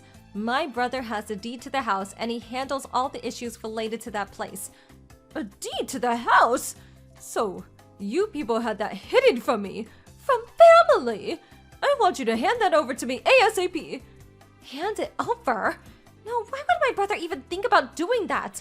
How many times do I have to keep repeating myself? No matter what you say, that property will not be sold, and even if it was, the money would definitely not go to you. You live at my house, and you talk to me like that? That's the thanks I get from you? Mom, you asked us to live with you. We were planning to rent a place in the city. We got married and you complained that you couldn't live alone, that you were physically unfit to get around. You made all these reasons, pleading and crying, insisting that we live with you. We had no choice but to live with you. Have you already forgotten the spectacle you made? It's a little too early for senility, don't you think? I really can't believe the despicable tone you're taking with me. It's a daughter-in-law's responsibility to her parents. She should provide all she can for them. It's been true throughout history. If you're not happy about it, feel free to move out. You are not fit to be my daughter-in-law. Yes, okay, sure. That's fine with me. We'll move out as soon as we can. If that's what you want, don't go crying back to us.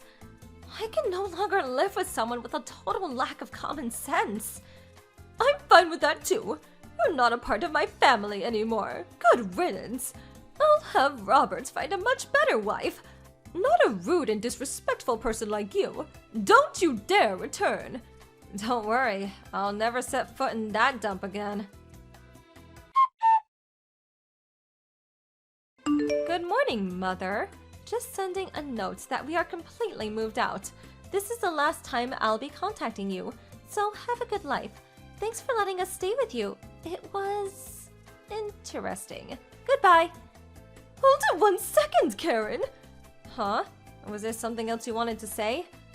I don't care that you left, but why is Robert's stuff gone too? Where is Robert anyway?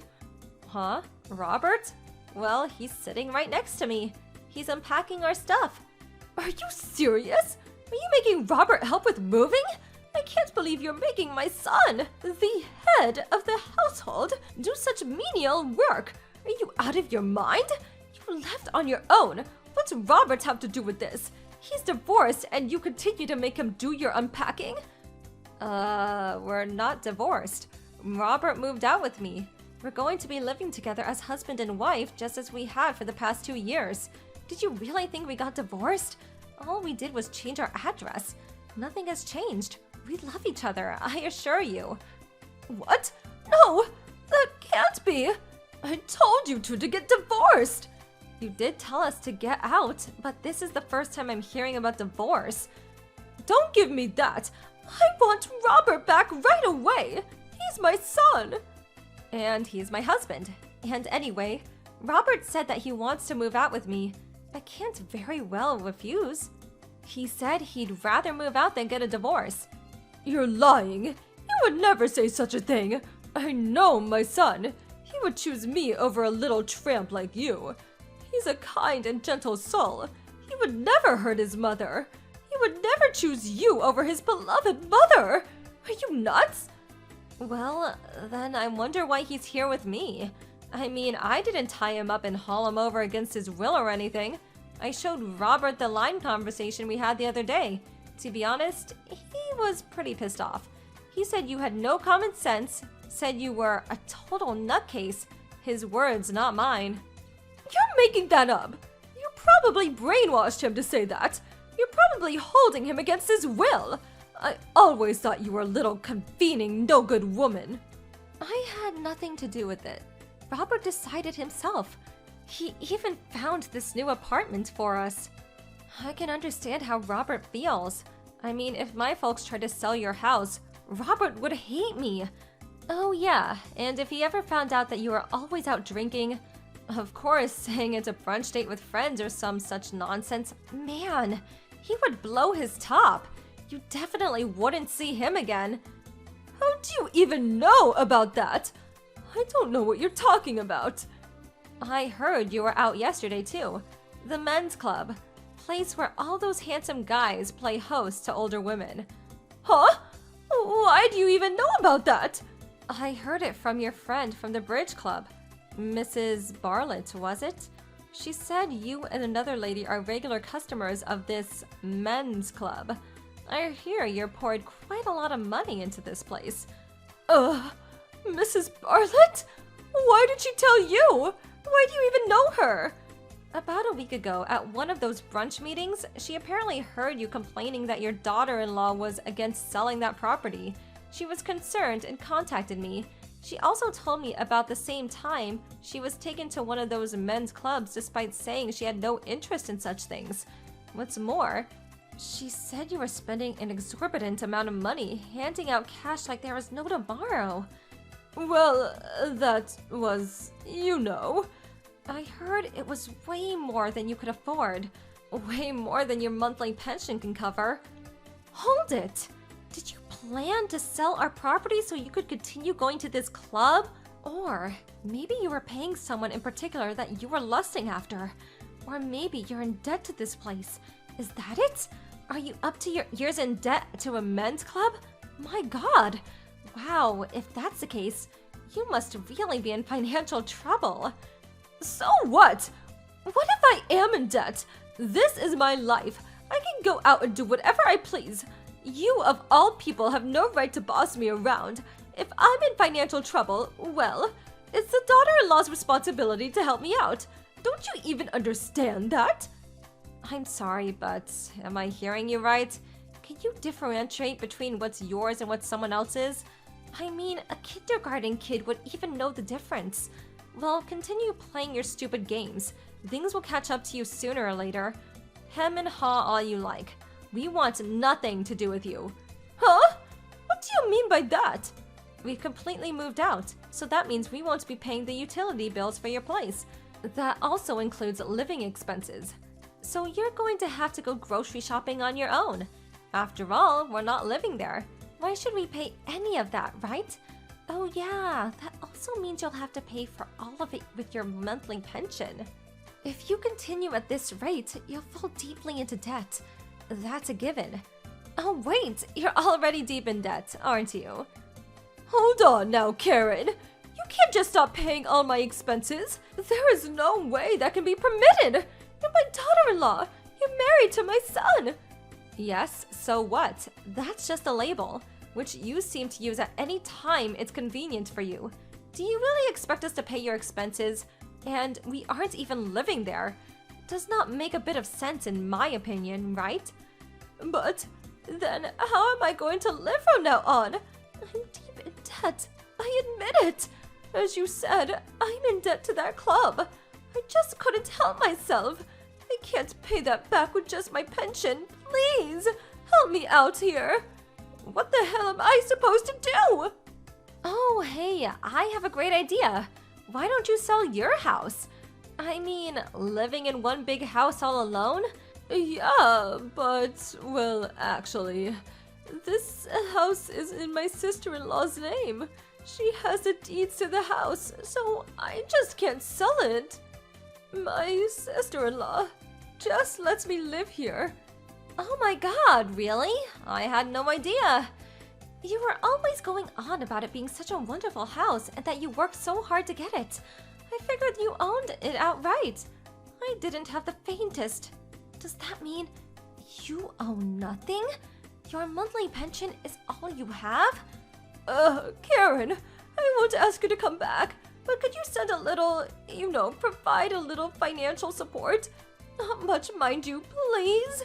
I assure you, I won't go behind your back again to sell that property, so... Kind of hard to take you seriously after what you pulled. To be honest, we just moved out, so we're a little strapped for cash. So I'm sorry, but helping you is out of the question. But please! I can't live on just a pension, please! You dug this hole yourself. I really don't know what to say.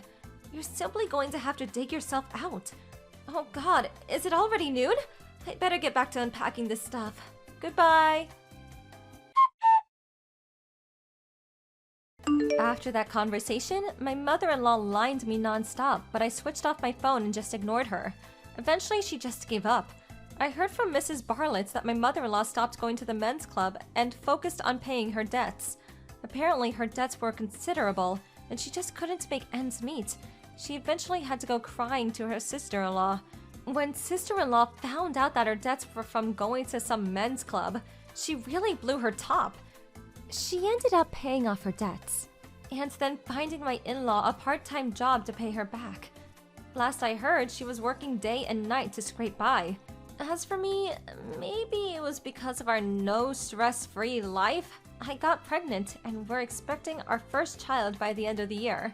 I feel a bit sorry for my mother-in-law, so I figured if she is able to pay off all her debts and show some remorse for her actions, then maybe I'll let her see her grandchild. Maybe it will do her a world of good to see her first grandchild. Thank you for watching. Please subscribe and hit the like button. See you next time.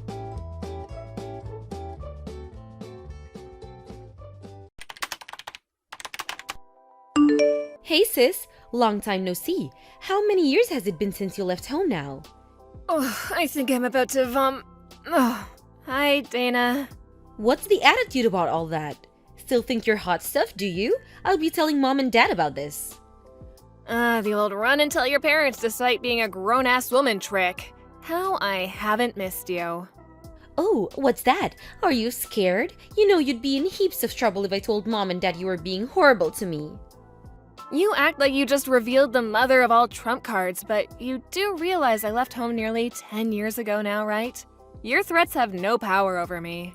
Huh? Sure. Back then, I was a naive little kid with no life experience, and I was genuinely struggling with living on my own. The only reason your threats worked with me back then was because I was terrified by the prospect of having to make it completely on my own after mom and dad kicked me out.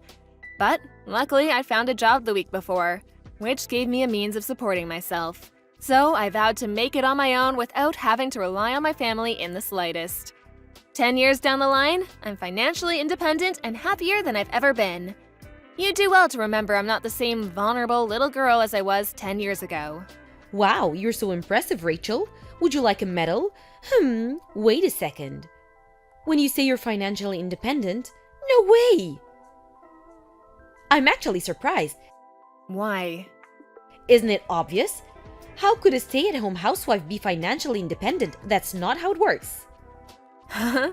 Since when was I a stay-at-home housewife? It's actually hilarious that you're claiming to be independent when you rely totally on your husband's salary to live. You literally wouldn't have food on the table if not for him. Start making sense, woman. You're cracking me up too much here. Dana, what are you saying? Are you sure you're not making some kind of misunderstanding? Huh? You think I'm a stay-at-home housewife? Husband? Married? Wait, what? You think I'm married? Well, you aren't? No, I'm very much not. I can forgive you for misunderstanding since we haven't seen each other in over 10 years, but I'm single. Whatever, you don't have to try and show off, sis. It really is pathetic how transparent you are. You're wasting your time, because I have incontrovertible proof that you're indeed married. Huh? Proof? I'm a little late coming out with this, because you distracted me. But now, on to the season, I messaged you in the first place, without further ado. Damn, you mean you're not done yet? Lord, give me strength. I want to sleep soon, so make it quick, okay? Then listen and listen good. Now you might want to sit down for this, but you see how it is? I'm pregnant with your husband's baby. Huh, you're pregnant? With whose kid? Your husband's, like I said. But I just told you I'm single, so how is that possible? How can you be pregnant with my husband's kid if he doesn't exist? You're making some kind of mistake here, or maybe you're on drugs? Drugs? How dare you? I most definitely am not. I'm pregnant, so the proof is right here in my belly. Maybe you are pregnant, but that doesn't answer my question. Let me ask you once more, how is it possible that you're pregnant with my husband's kid when my husband doesn't exist? I'm single. S-I-N-G-L-E. And like I told you, your husband's baby is in my belly. B-E-L-L-Y. Do you understand yet? Ugh, you're so dense. I'm asking you because I don't understand. At the current point in time, I am husbandless. That means he doesn't exist, which means I'm single and that you, my darling, are crazy if you don't give up on whatever this is. I am S-I-N-G-L-E. Even if you are pregnant, which I don't doubt, your nickname did used to be the Village Bike after all, it's not my husband's. Ugh, good grief. You just do not know when to give up, do you? I understand your heart must be full of negative emotions like frustration, rage, and jealousy right now to see your more beautiful little sister doing so well in life. But you need to be careful not to upset me. I have a little one to think about now, and stress is bad for the baby.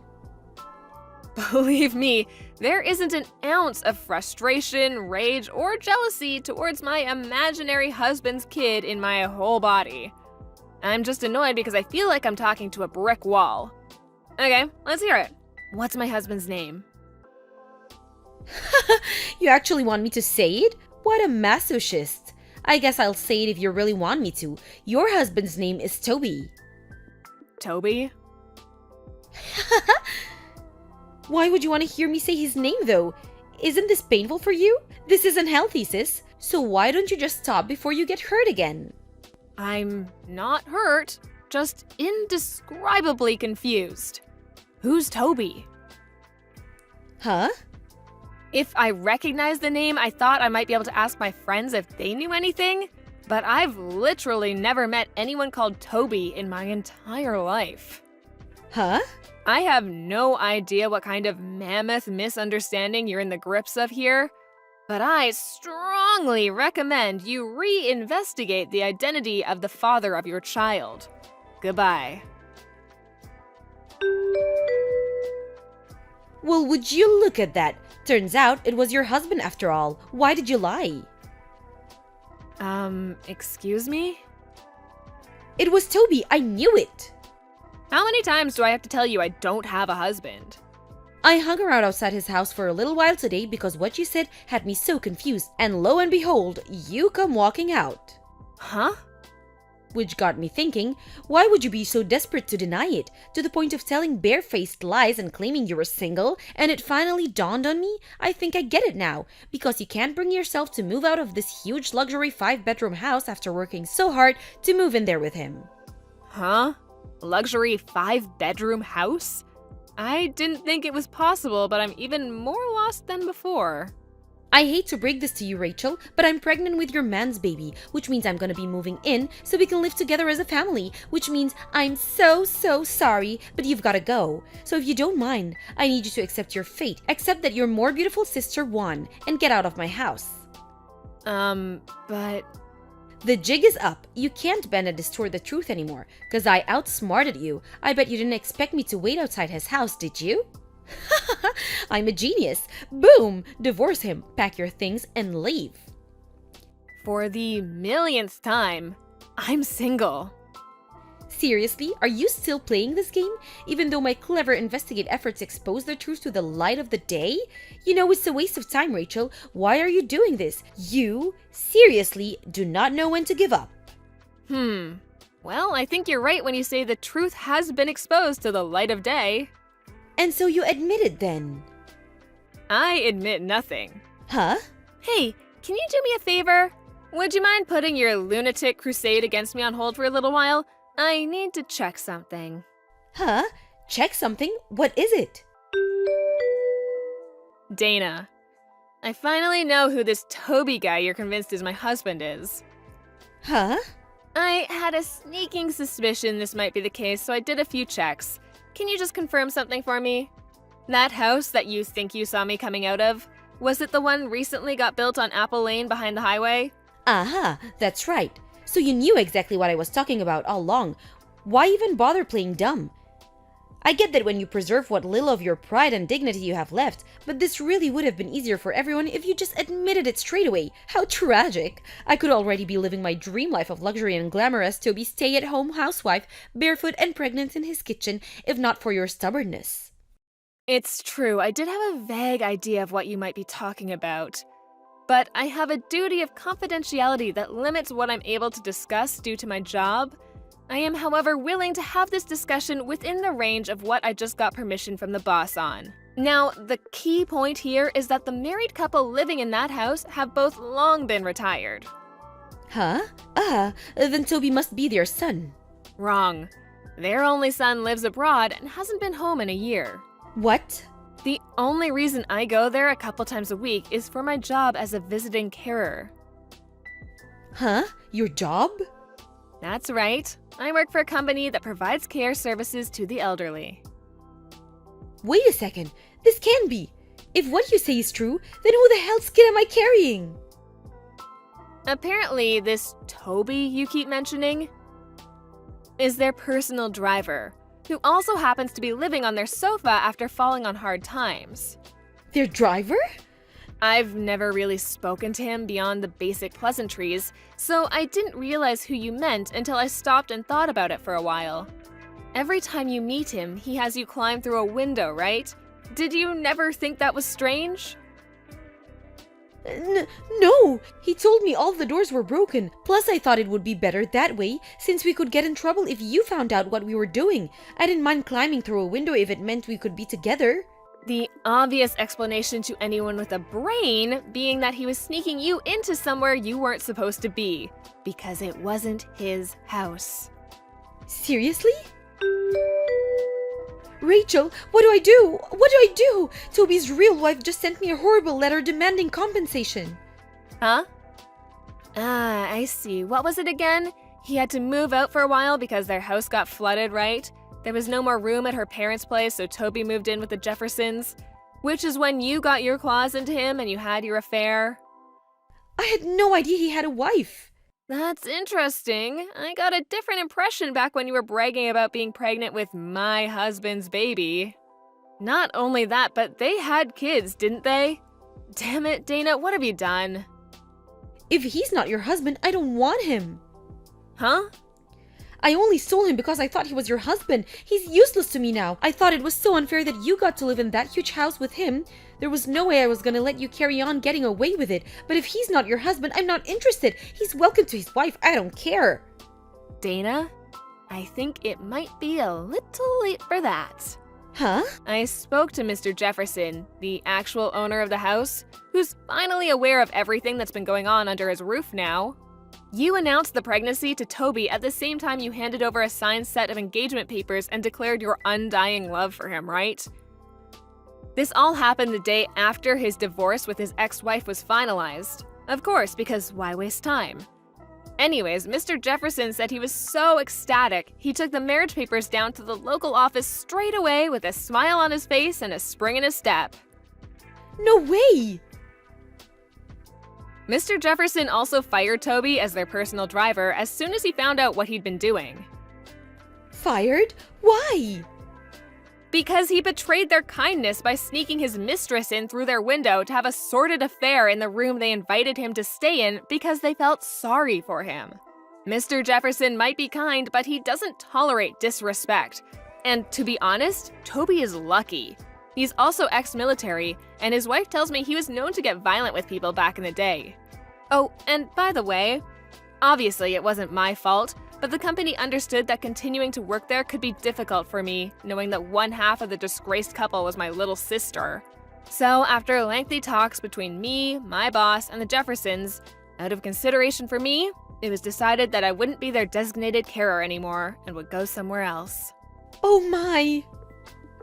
The result being that I'm now responsible for looking after one of Mr. Jefferson's old friends, who, funnily enough, just so happened to be considering hiring a carer. The company are happy because they gained a handsomely paying new customer, and I get to carry on with my job as a visiting carer in the same capacity as before, with a little change of scenery. This can't be happening. Are you telling me that despite the fact I'm pregnant with some unemployed homeless guy's kid and we're even about to get married, you benefited in some way?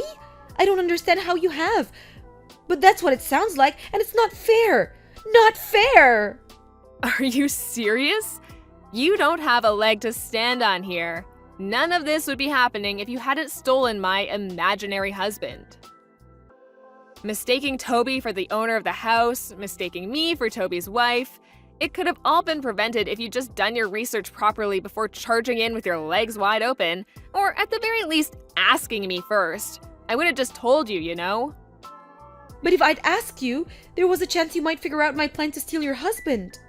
That's why your life's at rock bottom, and that's why there's no light at the end of this tunnel. Are you at least self-aware enough to understand you dug your own grave? No, I can still fix this. I know. I'll give Toby to you. Huh? You couldn't possibly mean. You want me and Toby to get married and raise the kid currently growing inside your belly together?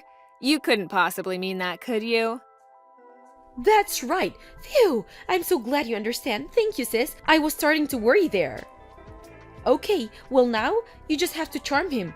You can do that, right? That's definitely not going to happen. What? Why not? You have a right to protect me. I'm your little sister. That's what sisters do. You should be looking out for me. The only reason you exist in the first place is to help me when I'm in trouble. What's the point in you being around otherwise? I got married 3 days ago. Huh? Me and my boyfriend, a colleague from work who I've been dating for 5 years, went 3 days ago to hand in the marriage registration papers together. What the hell? You had a boyfriend the whole time? Yep. But that means you lied. You said you were single. What am I supposed to do now about my marriage to Toby? You're the one who married him in the first place, so you could, I don't know, get out of your own mess? None of this has anything to do with me. But don't you feel bad for me? This is awful. I'm a victim here. In a sense you are. A victim of yourself. If you want a divorce, then tell him you want a divorce. It's really that simple. The kid you're pregnant with too? Decide what you're gonna do between yourselves. It's time you stop trying to run away from the consequences of your action and faced reality, Dana. Why won't you help me? Do I really have to spell it out? How am I supposed to know if you don't tell me? Okay, have it your way. Because it's not my problem. It's your mess, and it's up to you to get out of it. Huh? Stop trying to pin the blame for your crazy, selfish behavior on other people, and stop trying to escape responsibility for once in your life. Wipe your own ass. Oh my god. Goodbye. No, wait! Don't go! Please, Rachel, I'm begging you! Later on. You might be wondering what our parents were doing while all this was going on. Apparently, my sister had told them that she'd stolen my rich husband. I don't know what came over them, but they were so excited that they spent a huge chunk of their pension on a celebratory party, thinking Dana would be able to cover it with her new husband's money before long. They started seriously panicking when they realized she'd made a huge misunderstanding the whole time and would never see that money again. By the time Dana and Toby went to take refuge at their place, they were already gone. Why? Because by then, they were knocking on the door of Toby's parents' house. Toby's parents were overjoyed by the news that they'd be getting a grandson, but they were disgusted with their son for having an affair and vowed to instill some morals in him by any means necessary. Last I heard, his dad had him up at 5 a.m. every morning to undergo a rigorous moral education. Apparently, he also works 3 separate jobs now because he's so overwhelmed with debt due to all the compensation he owes his ex-wife, and after being abandoned by all his friends, has no one to turn to. After sending me one last demoralized message, my disgraced younger sister completely vanished, and I never heard from her again. It never should have come to this. My life was meant for the better. Thank you for watching. Please subscribe and hit the like button. See you next time.